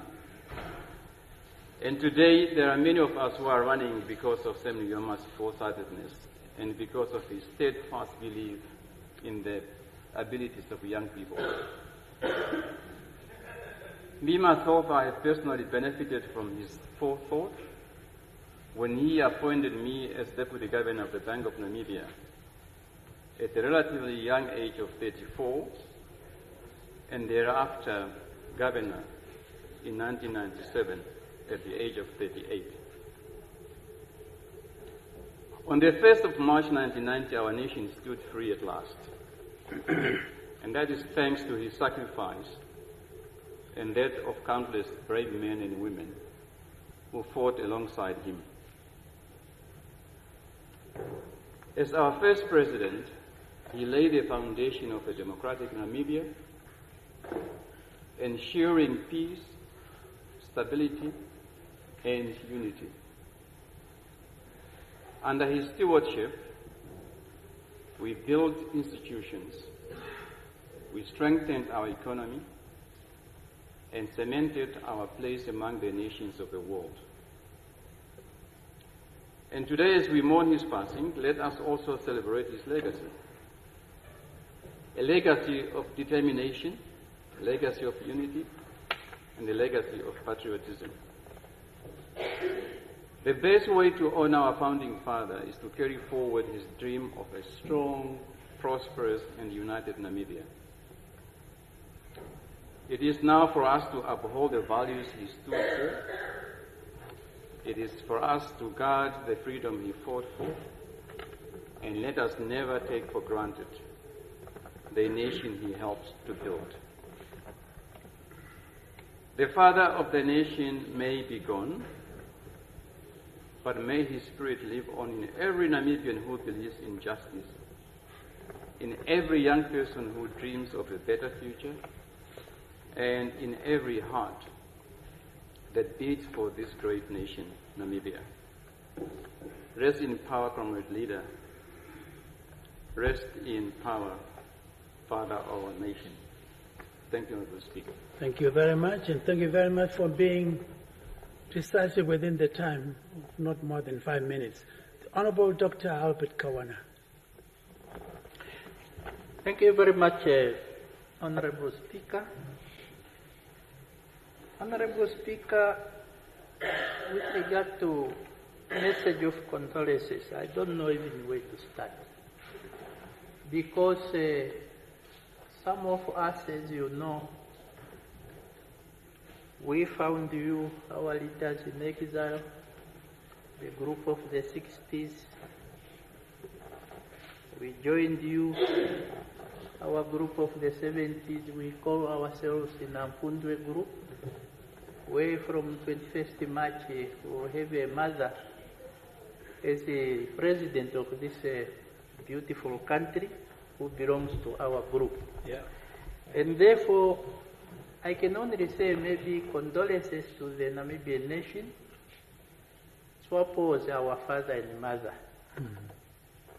The founding president was our father. And therefore, we belong to the mourning family. I recall, Comrade Speaker, I was very frustrated when I was withdrawn from the front. At the time, I was a platoon commander. Because in those years, you used to call us to say, the youth, come and join us to liberate Namibia through the barrel of the gun. Now, why should we be withdrawn again to go and study? We never understood that part. But we had to go to open the Institute for Namibia. When he came to address us, he says, liberation is one thing, to run a country is another. So do you want now the people you are fighting against to administer you again? That's how we understood that mission. In fact, that delegation was led by one of our stalwart of our struggle for national liberation, Comrade Dipo Amtenya, following that Central Committee decision. Now, for me, I take pride also, Mr. Speaker. In 1989, when we came back with our late president, I was assigned to finalize the speech of the founding president after 29 years absence. And you recall, Mr. Speaker, the white community especially, they were very scared when they heard the name Sam Nujoma. But that message of comfort, unity, stability for Namibia put all their fears aside. I must also appreciate the support I received from our founding president when I motivated a bill in this house called Combating of Domestic Violence Bill, where some of our colleagues were even accusing me of interference in the bedroom. So they had to be called. Tell the story as to how far we have come. Absolutely. So they had to be called to some of my seniors to State House to be cancelled by the founding. That's how that bill was passed unanimously without any opposition. Equally, I want to appreciate when I motivated a bill called the Maintenance Bill, whereby people, particularly our mothers, appreciated that bill because the fathers were really obliged to maintain their children. Again, Comrade Speaker, I was privileged to table a bill called Former President's Pension and Other Benefits Bill, when I was assigned again by the leadership to do that. And that bill, at least an act now, is playing a pivotal role to cement our democracy. Then I was also privileged to have drafted a deed of trust for Sam Nujoma Foundation. Again, I want to thank him for the guidance that he gave me. Maybe to use this opportunity, Comrade Speaker, to appeal to Samaritans to support this Sam Nujoma Foundation, because it's a very, very important foundation. We will always remember his mantra, the importance of national unity, stability, peace for this beautiful republic. As first permanent secretary in the Ministry of Justice, he called me when he appointed, may his soul rest in eternal peace, Advocate Bekui Rukoro as Deputy Minister of Justice, who belonged to a different party, SWANU. But he cancelled to say Namibia first. Unity and so forth is important. So we worked together with the late Rukoro without any issue whatsoever in my capacity as a permanent secretary. I can only say and repeat his mantra, a united people striving for the common good of all the members of society will always emerge victorious. Hambakai, my hero, Hambakai, my leader, Hambakai, my revolutionary. Bodies die, but for revolutionaries, the legacy stays permanently forever and ever. Amen. Thank you. Thank you very much. Thank you very much. Next on my list is the Honorable Kabetuna. Thank you, Honorable Speaker, honorable members.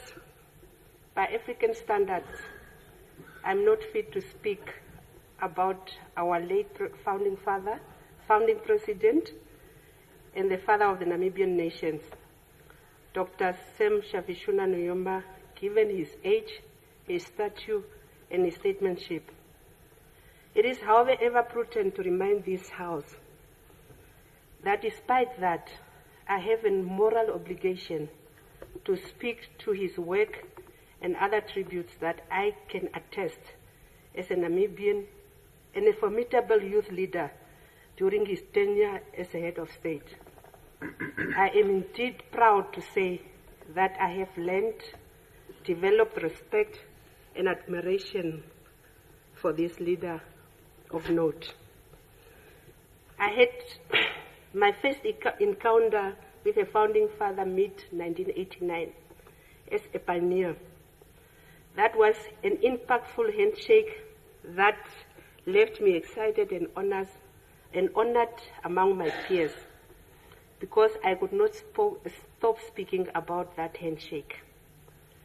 Fast forward, I became a regular visitor to State House as both a member of the Swabo Party Youth League National Executive Committee and a leader of the National Youth Council of Namibia.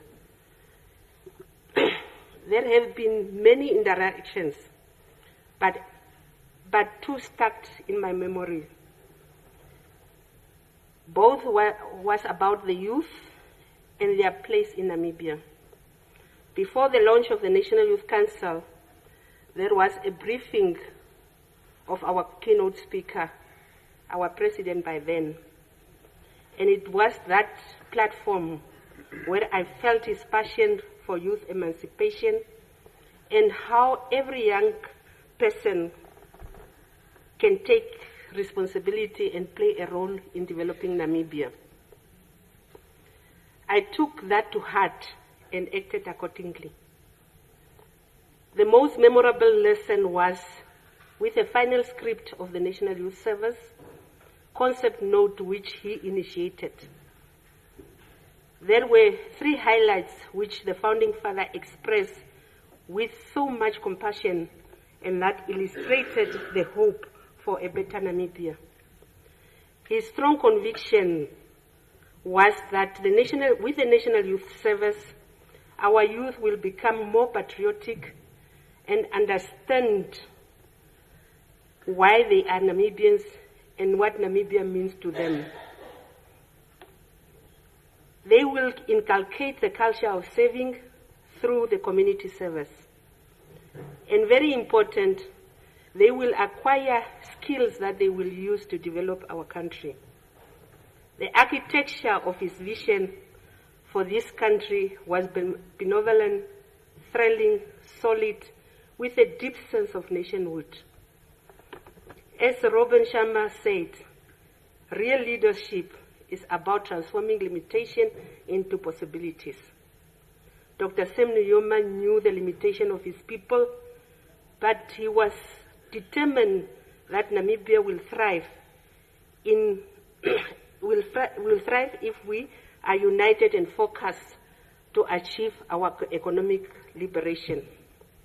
I am mourning a selfless, brave, unwavering, gentle giant who loved and sacrificed for Namibia and her people immensely.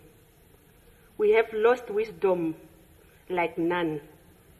I believe during this time of bereavement, we will have an introspective attitude to re-evaluate our role as sons and daughters of this great nation and recommit ourselves to create the Namibia we want. May Mama Kovambo Nujoma, my dear brothers, Utoni and Saki Nujoma, and the entire extended family be consoled with the words from William Shakespeare that says, "Give sorrow words, the grief that doesn't speak whisper, the arrow fright heart and beats it break. Fare thee well, my icon, our liberator, our founding father, the leader of the Namibian Revolution. Fare thee well. Kaende nawa, tate wa shiwana cha Namibia." I thank you. Thank you. Thank you very much. Next, Honorable Matundu.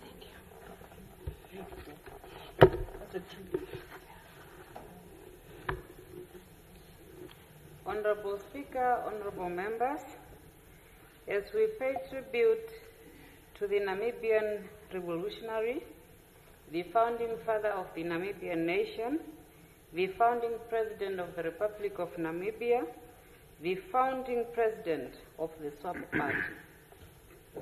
I have known the late founding father of the Namibian nation, His Excellency, late Dr. Sam Nujoma, for 35 years. Honorable Speaker, honorable members, the liberation struggle of Namibia was fought on political, diplomatic, and military fronts.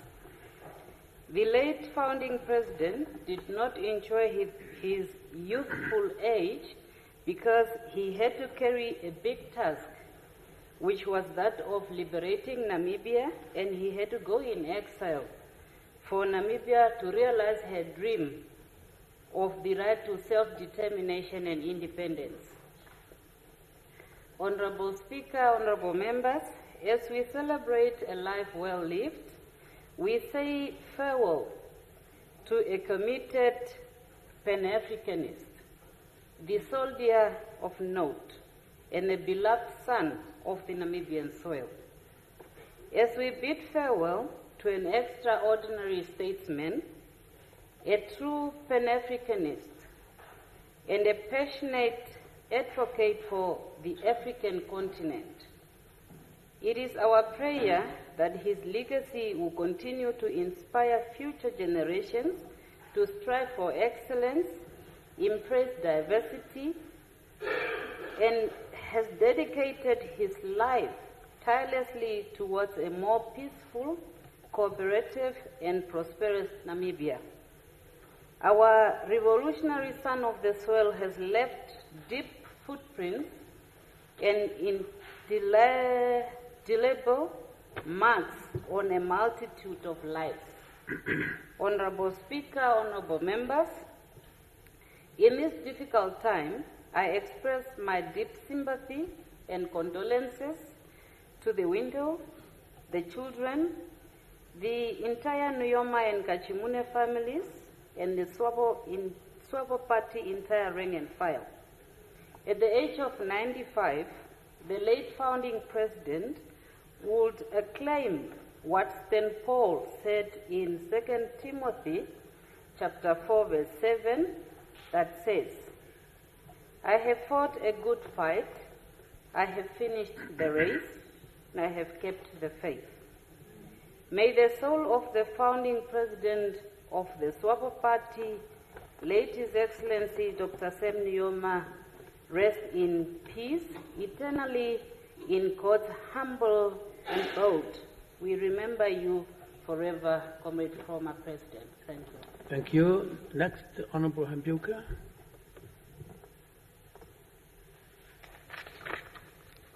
Honorable Speaker, honorable members, the passing of our first President and founding father, His Excellency Dr. Sam Nujoma, has truly left a void in the hearts of Namibians. No words can express the loss I feel, but in spite of this, I'm thankful to God for giving us a true gem of times. Dr. Nujoma was a man who embodied selfless love and sacrifice for his people. He did so with humility that resonated deeply. In the dark days of apartheid, amidst fear, suffering, and humiliation, he stood as our beacon of hope and unwavering promise that never faded, particularly when Namibia embraced its independence in 1990. I'm personally grateful that some of my achievements in life have been facilitated by Dr. Sam Nujoma's struggle and personal sacrifice. Dr. Nujoma was an exceptional and visionary leader. I always admired his steady style, professionalism, and his great sense of humor.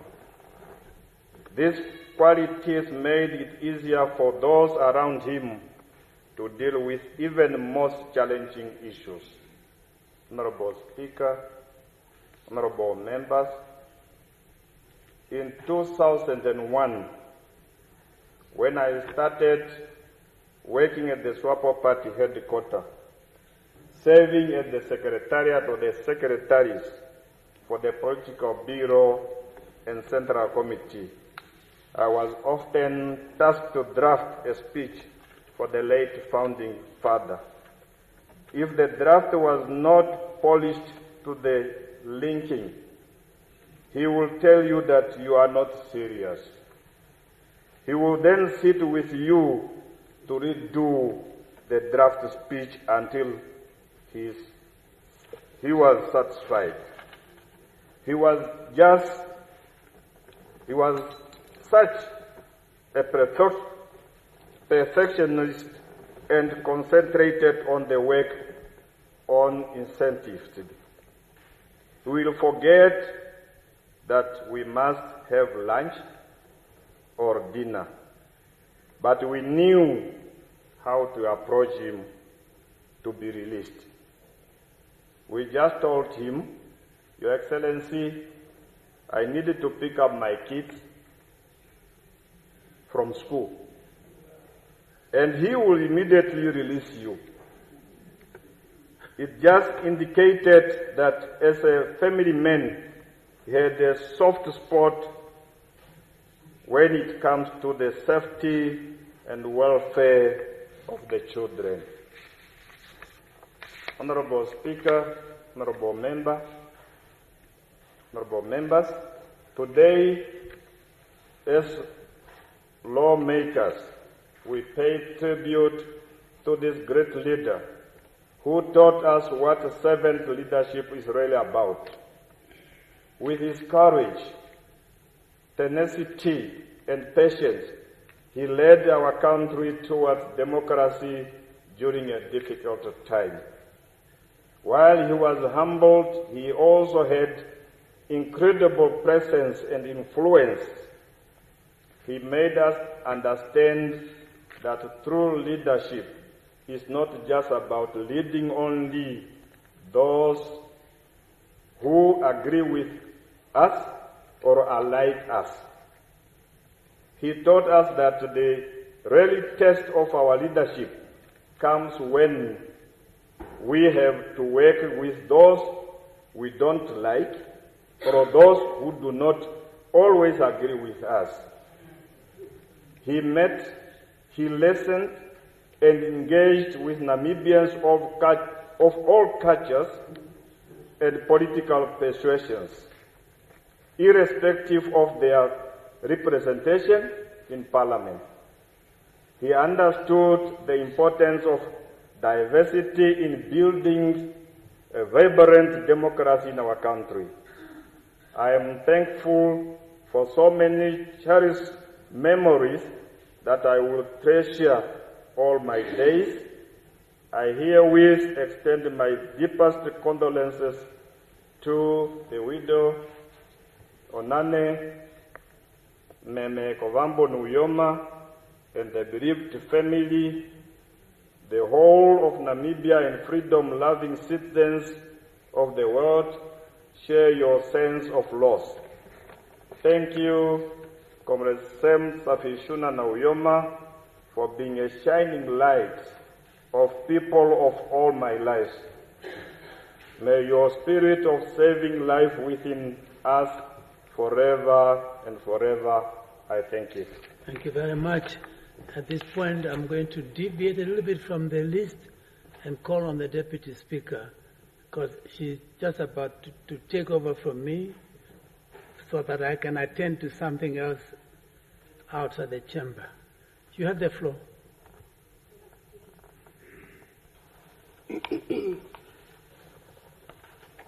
Thank you, Honorable Speaker, for the floor. Honorable Speaker, honorable members, today, as a lawmaker, we gather to honor and pay tribute to the founding father of the Namibian Revolution, a visionary leader whose courage, wisdom, and dedication shaped the very foundation of our independent nation. As a visionary, he saw a future where Namibia would stand tall as a free and sovereign nation, unburdened by colonial oppression, long before independence was realized.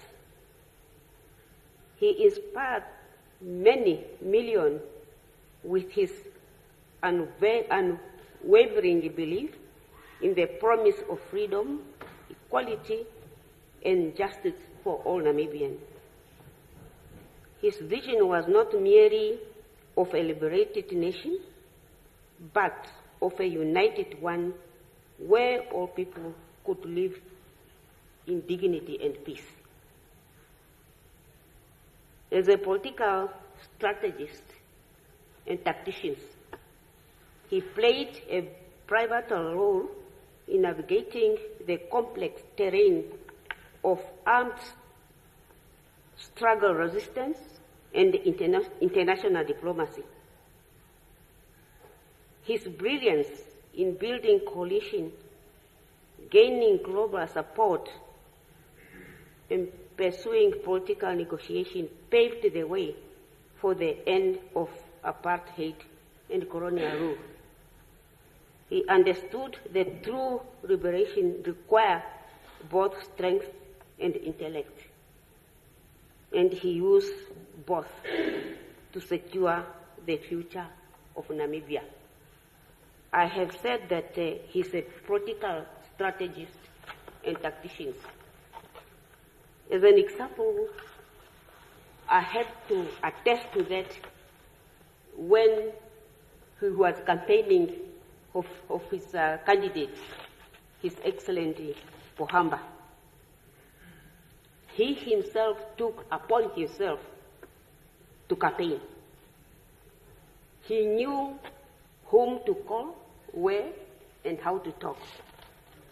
By that time, as one of the trade unions activity, and also as the one whom he appointed me, he called me in his office. He could see that I was a little bit shaking, but he came to me and he said, "Oh, Comrade Weka, how are you?" And he talked and talked and talked, convincing me.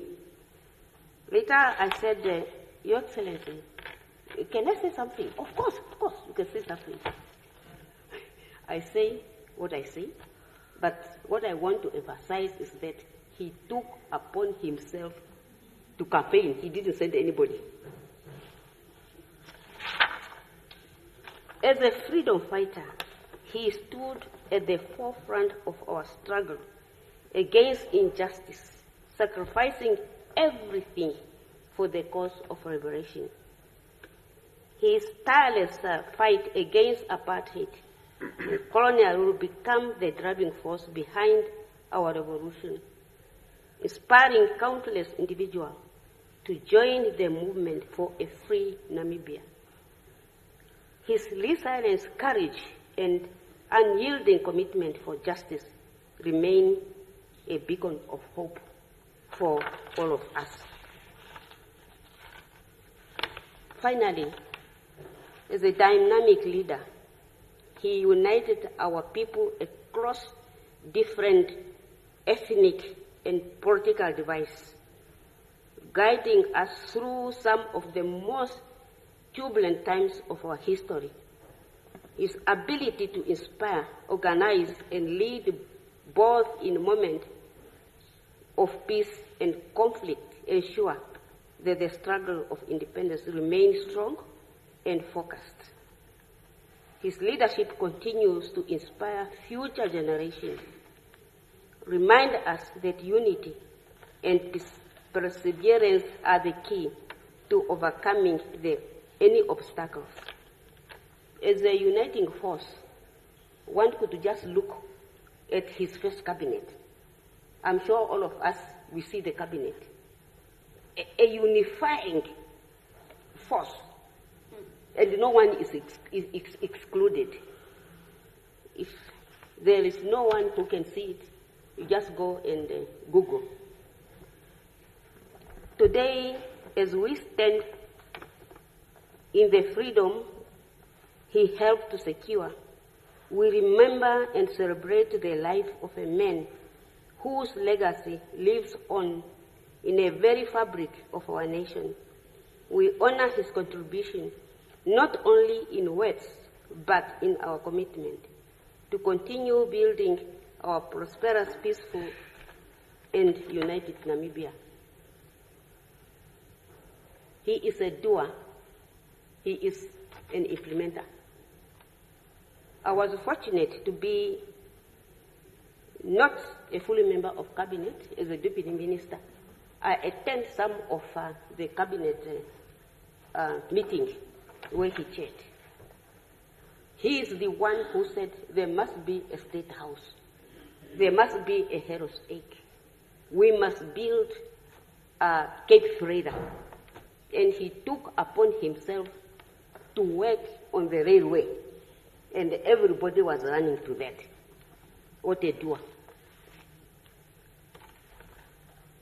Honorable Speaker, honorable members, as I stand here today as a member of Parliament and a deputy speaker, reflecting on the various roles I held in both the executive and the legislative branch, I'm deeply honored to acknowledge that my political journey began when I was appointed by the founding father on the 12th of September 1996 as the deputy minister by then of local government and housing.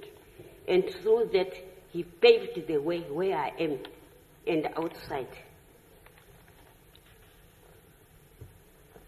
His guidance opened the door for me, and it had led me to where I am now, to have courage, to recognize everybody as equal, and also to know the international communities. His Excellency, the late, is an internationalist. He is known across the globe. In our continent, I do remember when I was campaigning to be one of the vice president of Pan-African Parliament, I go and I tell the colleague from Africa that I come from Namibia, a small country, a product of continental solidarity. I do remember a certain colleague MP from Burkina Faso, and she said, from Namibia, combatant Nujoma. All of them, they know him.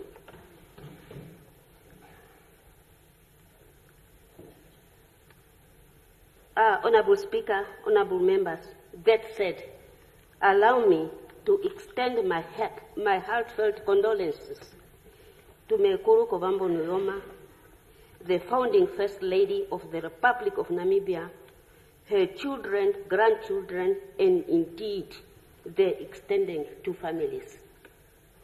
For our colleague, Honorable Utoni Nujoma, be strong, our comrade, be strong, our brother. You know, and we know, you have a heavy, noble duty to carry your mother,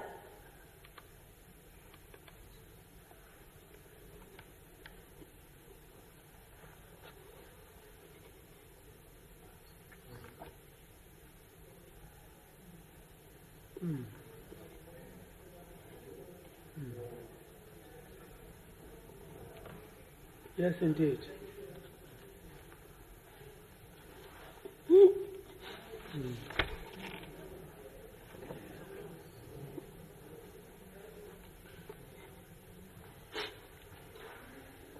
To carry your mother, your sibling, your children, and your dear wife on your shoulders.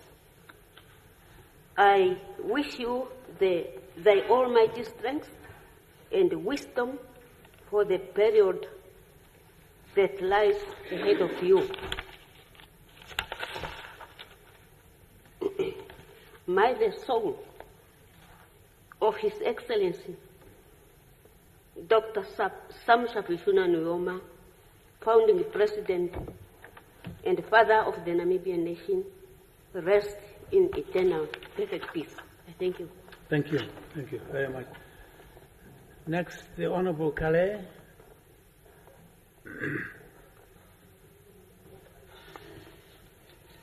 Honorable Speaker, honorable members, it is with a heavy heart that I rise to pay tribute to the towering figure in our national history, a father, a visionary leader, and a dedicated servant of Namibian people, His Excellency Dr. Sam Shafishuna Nujoma. Dr. Nujoma was not only the founding president of the Republic of Namibia, but also the pillar upon which our independence, our freedom, and nationhood were built. He was a leader of great wisdom, great courage, and resilience, a revolutionary whose sacrifice and unwavering commitment led us to this prosperous land we proudly call today the land of the brave, Namibia. For those of us in the education sector, Dr. Nujoma was a beacon of inspiration. He was a firm believer that education is the key to development. And he champions the cause of education for all, ensuring that every Namibian child from pre-primary to tertiary level had access to quality education. He strongly advocates for lifelong learning and continuous professional development, recognizing that the wealth of our nation lies in the empowerment of its human capital. Dr. Nujoma taught us that the sustainable development of Namibia depends on our ability to invest in education, science, and innovation. He reminded us that through education, we can harness the natural resources for the benefit of all Namibians, fostering economic growth and national prosperity. Dr. Nujoma was very passionate when it comes to education. One of the many memories that stand as a testament to his deep commitment to education was when he personally invited our Education Directorate leadership in Ochodonjupa region to his farm. At that time, I was the director with my two deputy directors, one for formal and one for non-formal education, and the second inspector. There he proudly showed us a school under construction, a school meant to provide quality education to the children of the farm workers. That moment was a reflection of his passion for education and his unwavering belief in leaving no child behind. His kindness, his warmth, and hospitality were a true manifestation of his fatherly nature, not just to us as individuals, but the entire nation. Dr. Nujoma was an extraordinary leader, a legend, and a warrior for justice who fought the good fight and finished the race and kept the faith, as the Holy Bible reminds us in 2 Timothy 4, verse 6 to 8. His legacy is one of resilience, sacrifice, and selfless service to the people of Namibia. As we mourn his passing, we also celebrate his life, a life well lived, a life dedicated to the liberation, unity, and progress of our nation.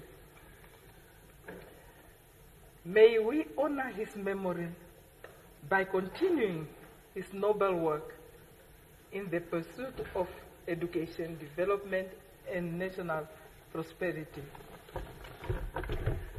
My sincere condolences to Her Excellency Madam Kovambo Nujoma,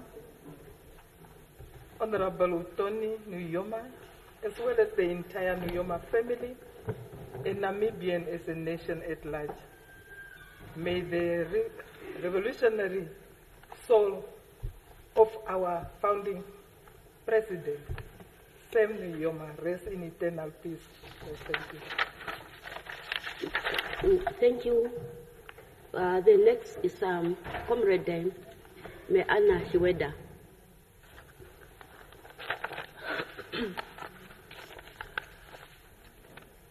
Honorable Speaker or Deputy Speaker, honorable members, please allow me to follow on those honorable members who spoke before me to also pay tribute to my hero, the founding father of the Namibian nation and leader of the Namibian Revolution, His Excellency Sam Shafishuna Nujoma. Namibia has truly lost a great, dynamic, and an outstanding leader who was blessed with very unique qualities. When, together with other youth, left Namibia for exile in 1974, our goal was to go to Sam Nujoma so that he sent us to school. We were privileged to witness such a great leader. He was our pride, our icon. We look up to. Comrade Founding President traveled the world to solicit and to look for opportunities for the Namibian youth, to firstly enable us to complete our secondary education and thereafter to go for tertiary education. I'm a product of his initiatives. The sole purpose of educating the Namibian youth in exile was to prepare us for an independent Namibia. He did that very successfully. I will forever cherish fond memories about founding president, affectionately also known as Omkokoli.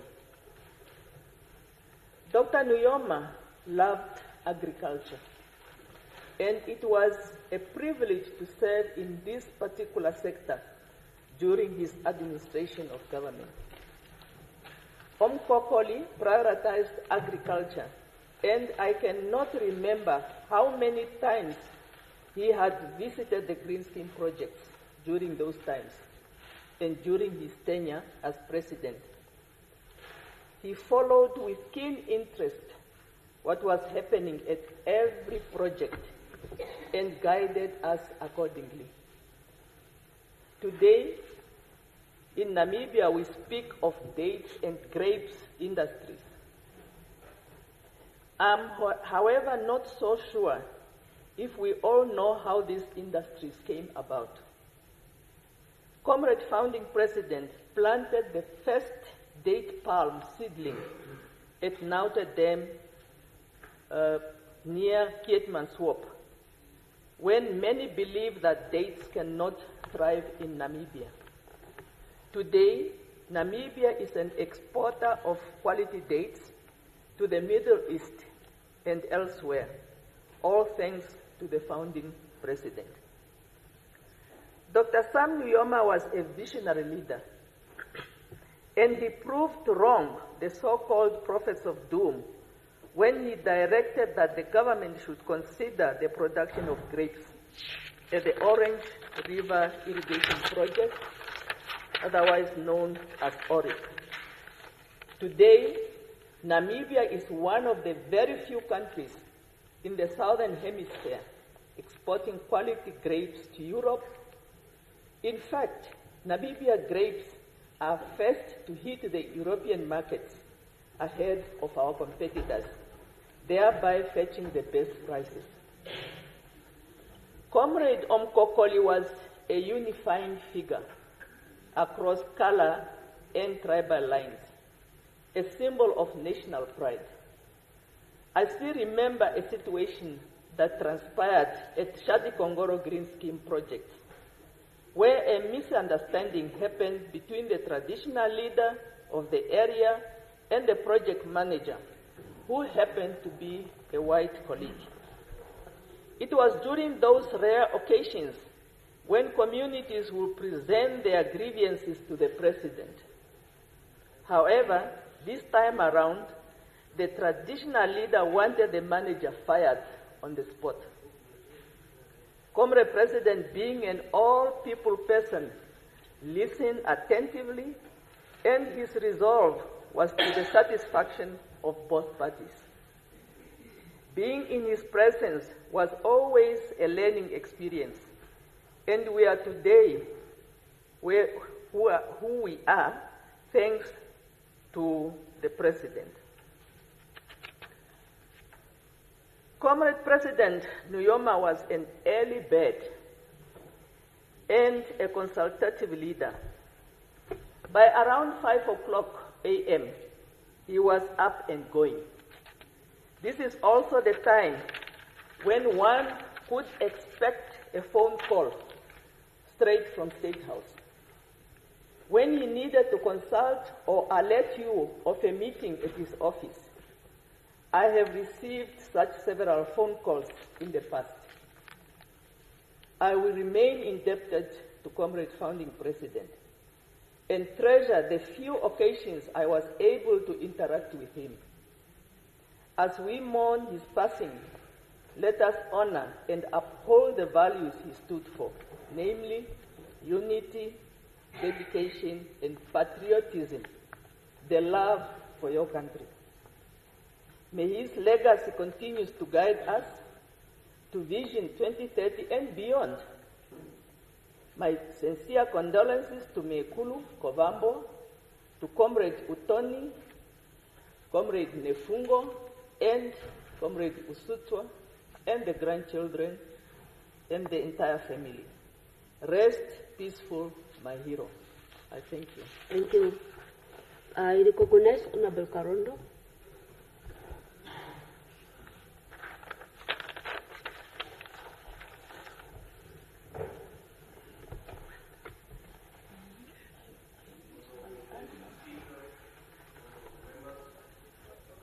Thank you very much for the floor that has been given to deliver my brief tribute.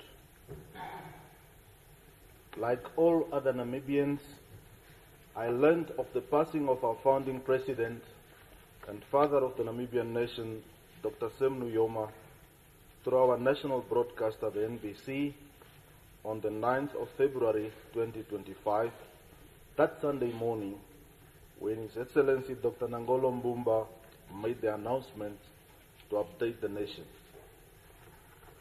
As we're coming to terms with this sad reality of our great loss, we are mindful of the fact that the departure of our founding president and father of the Namibian nation marks the dawn of a new era for SWAPO Party and Namibia in general, an era without Dr. Nujoma, which is hard to imagine. He was the embodiment of our liberation struggle, ideals and aspirations, and remained a beacon of hope during the difficult dark days. His unwavering commitment to our struggle for genuine freedom, solidarity, and justice inspired many brave sons and daughters of this soil to stand up and join the fight for our independence. When Namibia gained her independence on the 21st of March 1990, Nujoma stated, and I quote, "We have been sustained in our difficult struggle by the powerful force of our conviction in the righteousness and justice of our cause. Our vision of a democratic state of Namibia has been translated into reality." End of quote. As many of us would recall, that as a consequence of protracted years of colonialism and apartheid, Namibia was deeply divided at independence. As a visionary, Nujoma proclaimed a policy of national reconciliation to help improve relations among Namibians' various racial and ethnic groupings, a decision that we will forever cherish. He was a principled leader who laid a strong foundation, championed a democratic system of governance in Namibia, and prioritized respect for human rights and respect for the rule of law. He distinguished himself as a courageous, fearless freedom fighter, a Pan-Africanist, a visionary leader, and an astute statesman. His legacy will live on forever. Honorable Deputy Speaker, honorable members, during this difficult time of mourning the passing of our founding president and father of the Namibian nation, let us remain united than ever before as we extend our heartfelt condolences to our founding First Lady, Madam Kovambo Nujoma, the children, the grandchildren, and the entire Nujoma family. May the soul of our founding president and father of the Namibian nation rest in eternal peace. I thank you. Thank you, Honorable Moroa.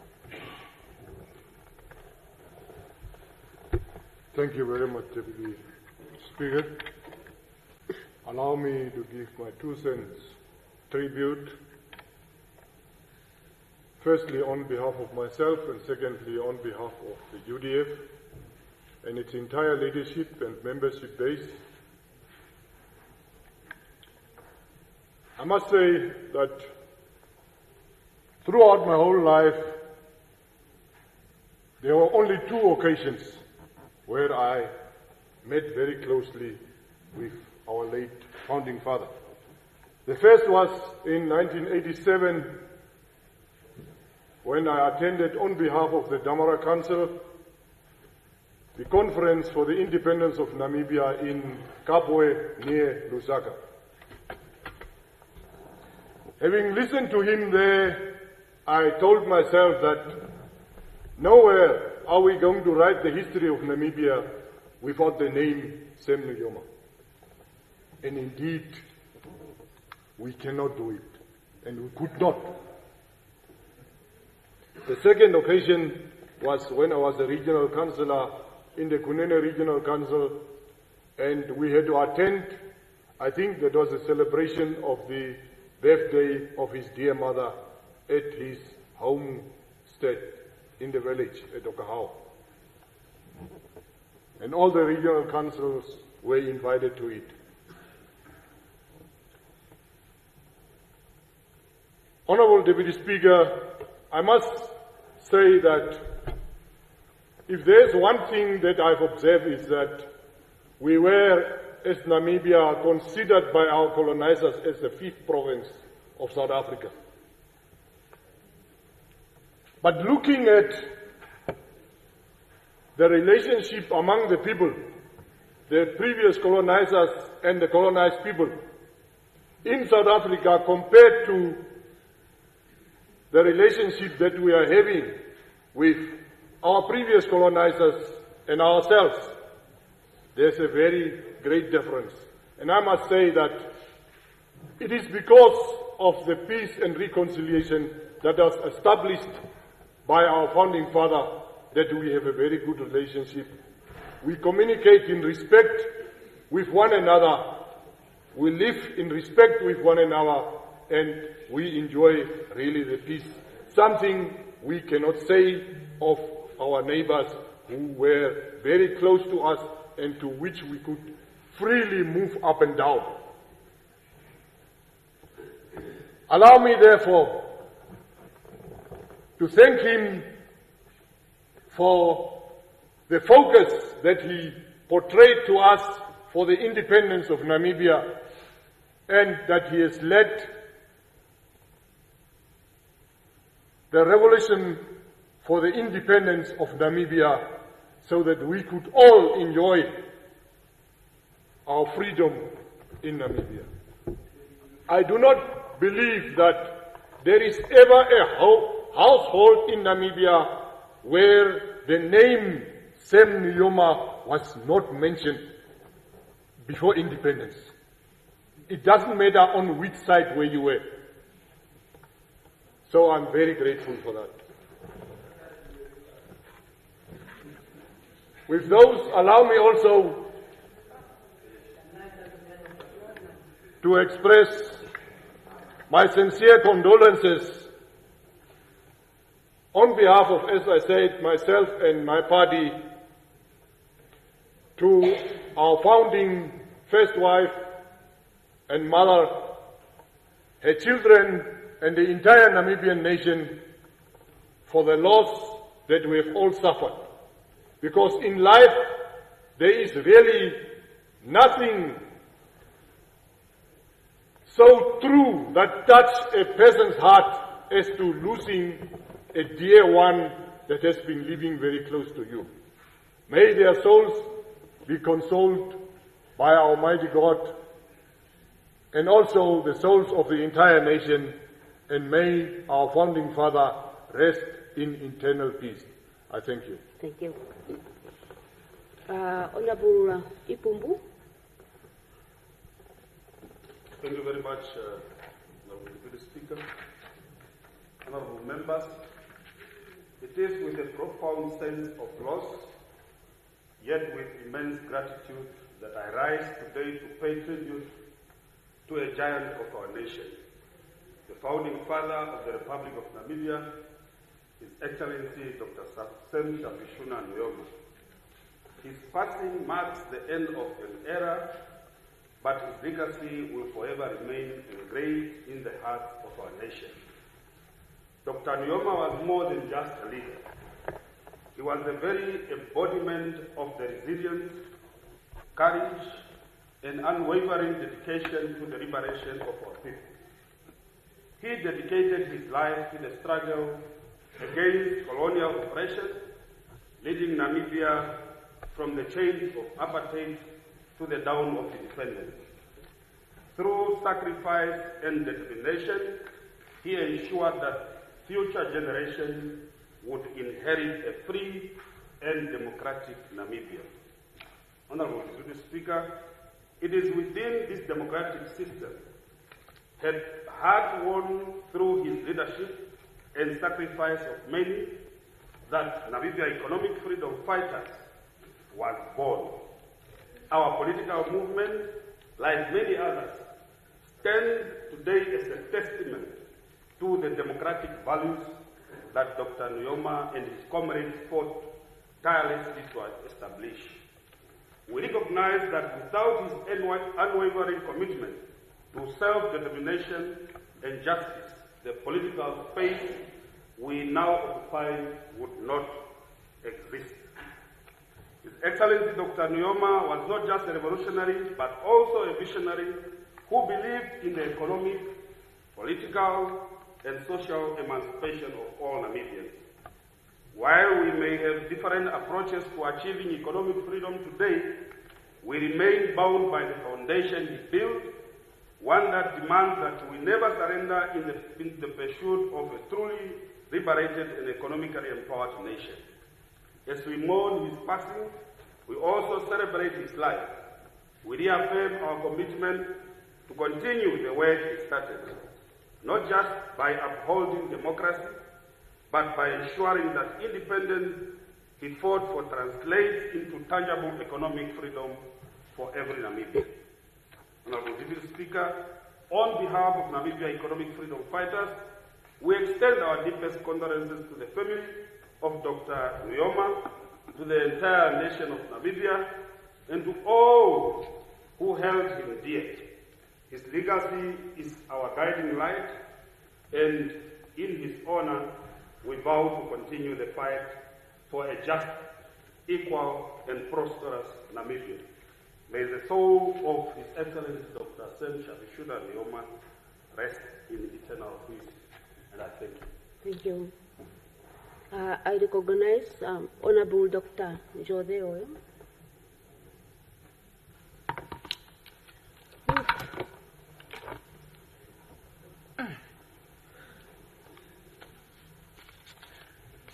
Thank you. Honorable Deputy Speaker. Allow me to stand on the protocol as established. Honorable Speaker, honorable members, I crave your indulgence to bear with me as I may be overwhelmed by sorrow, but I shall try to be brave.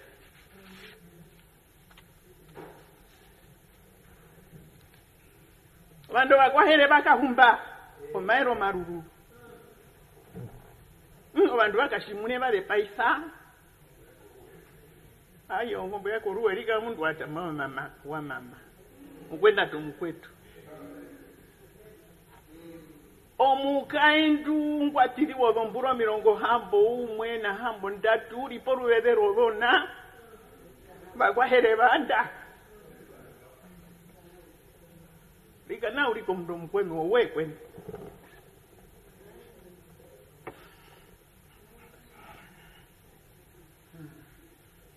Anganjiye la ndwana kale kamadila.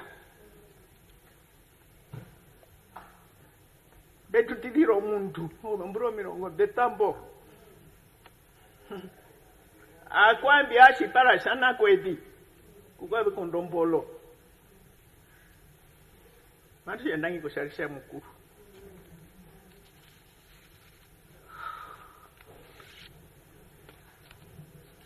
Yeah, I have heard about the bravery of Dr. Sam Nujoma from my mother. My mother was a founding member of SWANU that was founded before SWAPO. And they organized Washaka Ukwetu, who was the president of SWANU, and Sam Nujoma, the activist, who was holding meetings with the chief council then that time. And brave Moses Garwe. They organized a boycott of buses, of the municipal buses in 1959. And they went to the governor's house, I suppose it would have been somewhere here, to come and break the flower pots at the governor's house, and my mother was one of them. So that was early in the morning, and towards the afternoon, that's when the shooting started. And my mother will tell me how brave Garweb was running across and above bodies. And they collected them all together to the mortuary and some to the hospital. 12 people were counted dead that time. And many of them had bullets in their bodies. Oh, I haven't started. I'm mourning my father and my mother. That was the first time I heard about the bravery of Dr. Sam Nujoma, and I was barely about 5 years old, because I was born in 1956, the year they got married.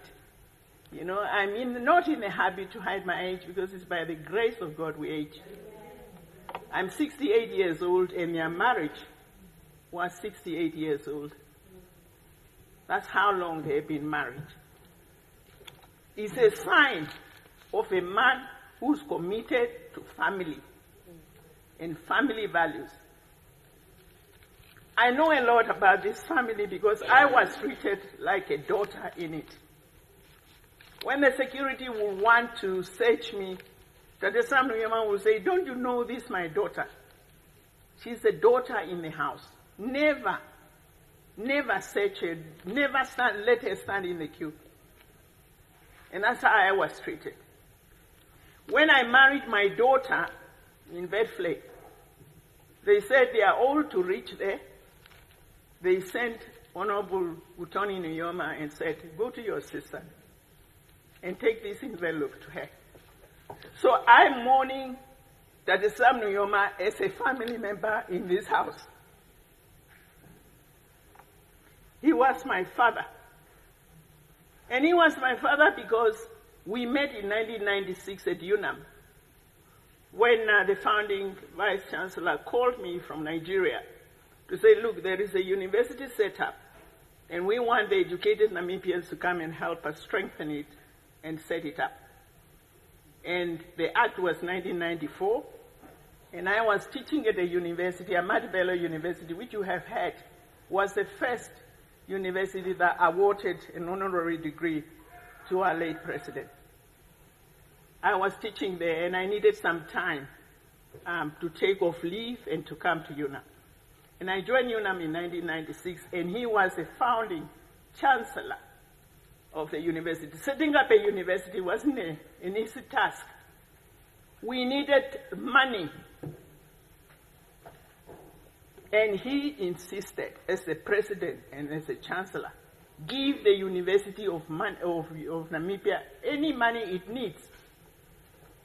And today the University of Namibia is flourishing.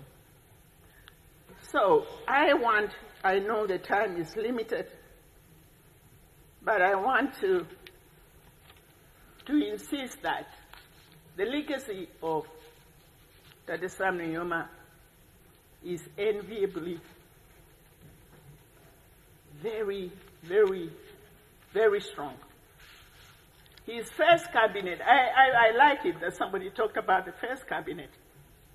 It included Meneer Plichter from the South as the Minister of Finance. It included Meneer Hanekom as Home Affairs Minister. It was a mixed bucket of everyone.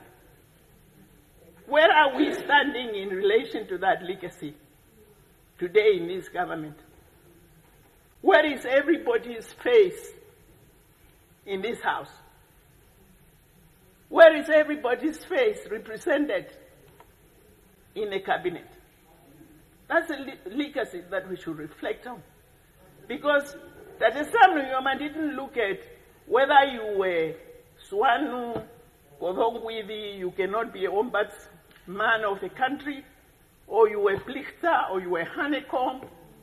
He tapped on skills for the common good of all.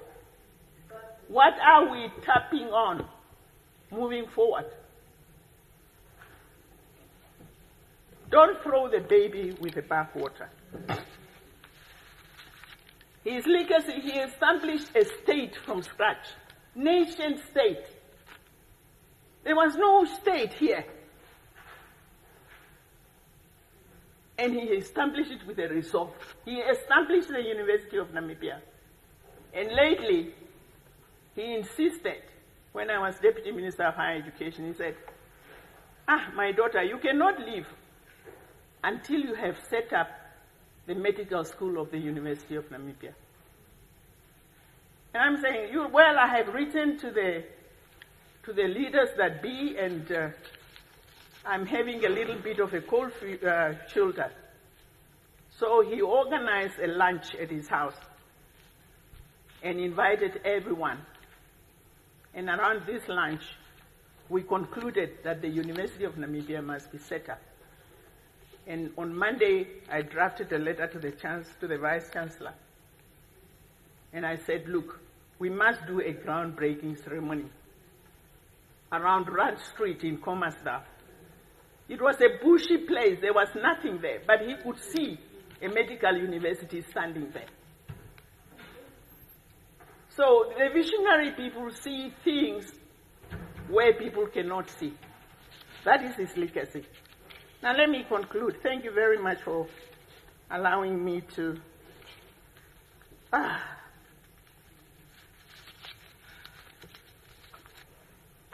me read the final notes. His Excellency, the late President, leaves the legacy that I have just described.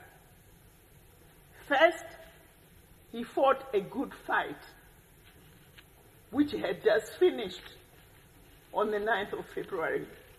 And everybody quoted that scripture in the Gospel of Paul Timothy. Second, he freed his people from bondage.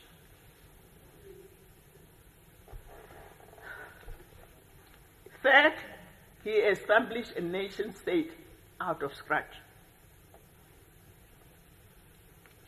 I talked to the first cabinet that is speaking volumes as to what his vision was for the future.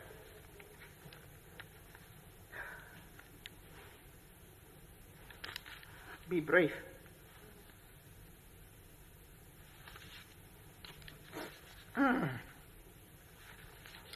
Let me pay my sincerest, heartfelt condolences to the family I know so well.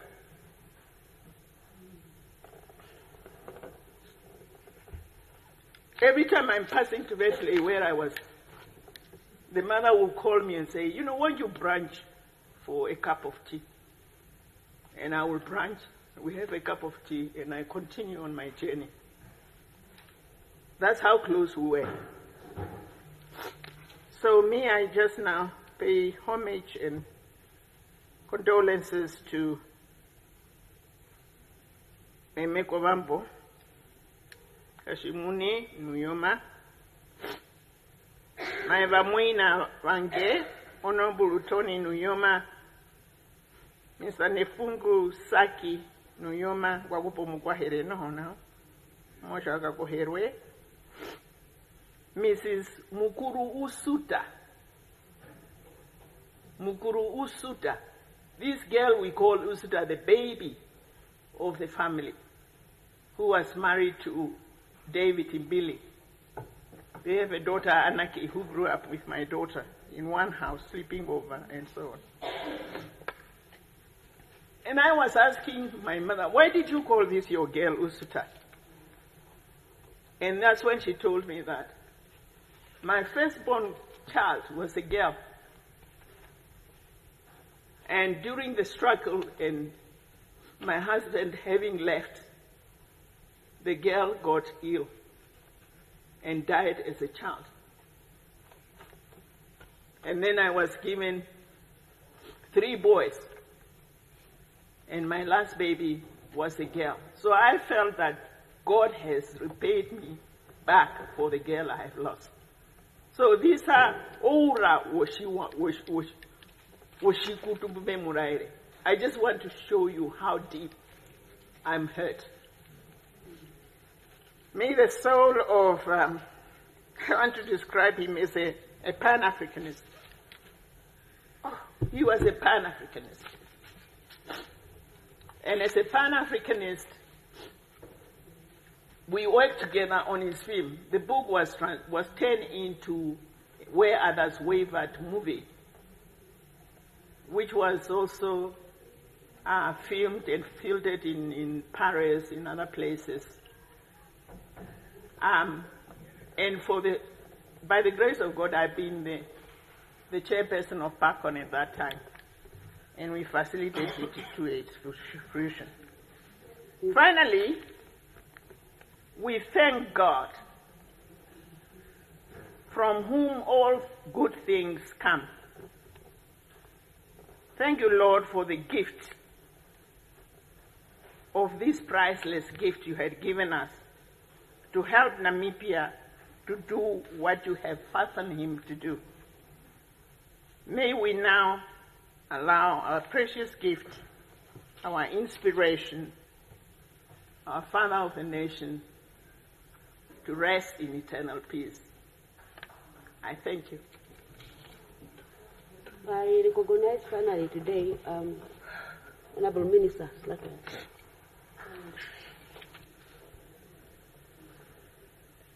Honorable Deputy Speaker, members, I'm very privileged to have been given this opportunity to share my thoughts. But I must say, to give an appropriate tribute to President Nujoma, our founding father and the father of the revolution, the time we have today to do that is not enough.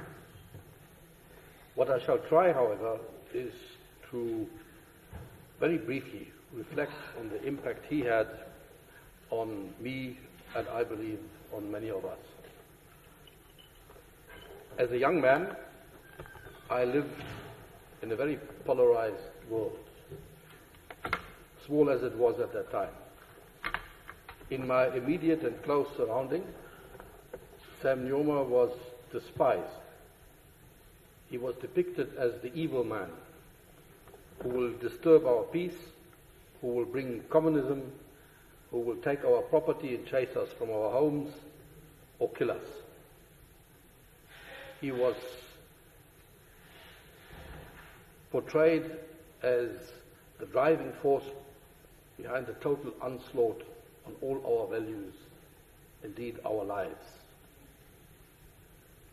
On the other side, he was praised as a fearless freedom fighter, leading a rebellion against an oppressive apartheid regime in which many people are deprived of many basic rights, their dignity, their livelihoods and values.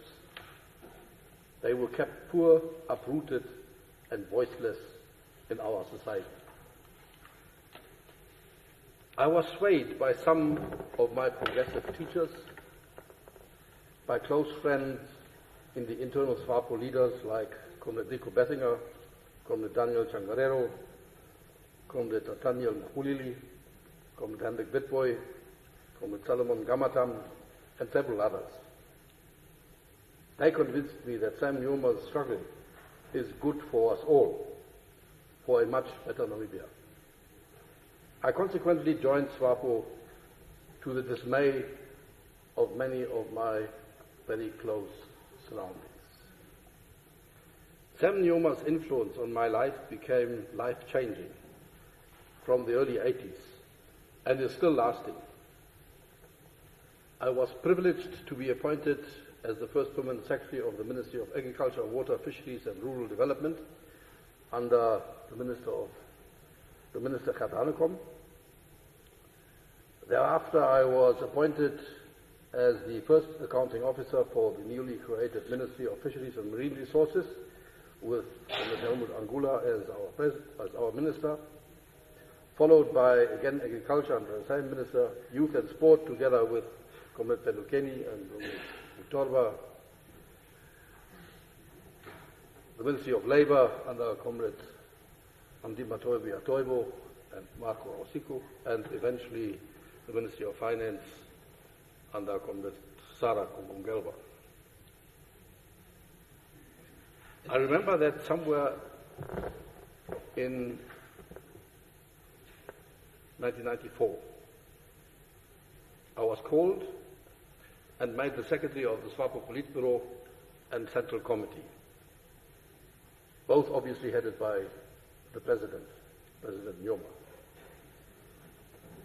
This exposure and the unwavering trust to be allowed in the very inner decision-making bodies of the ruling party was thanks to be fully embraced as a true comrade by him. Whether as a party president or a country's president, I got to appreciate Sam Nujoma as a determined and steadfast person who trusted me. He was a man who could read the moods of his audience and steer any gathering in the direction he thought was correct.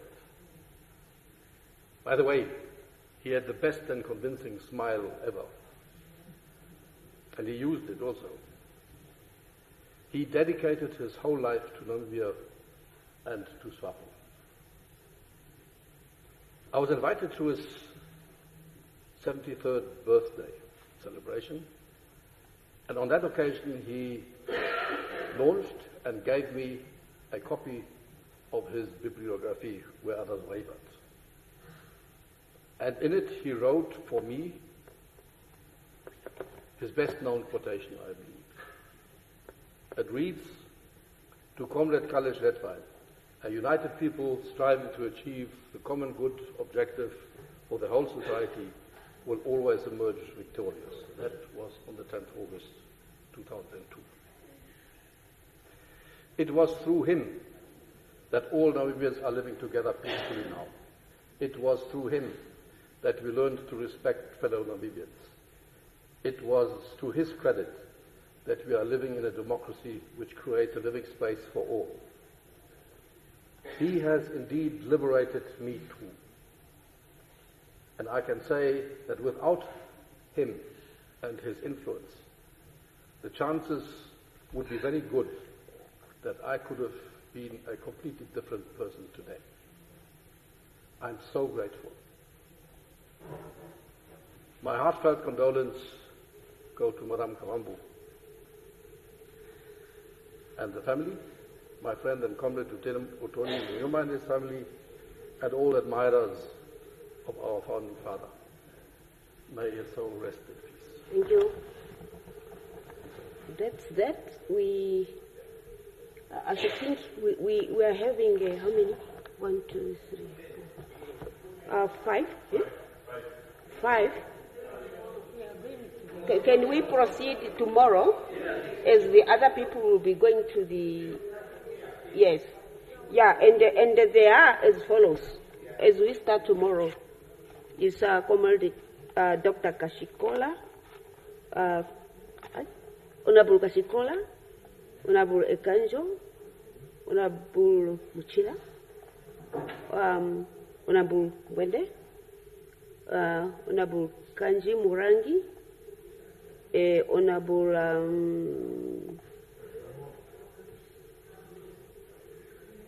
I forgot your name.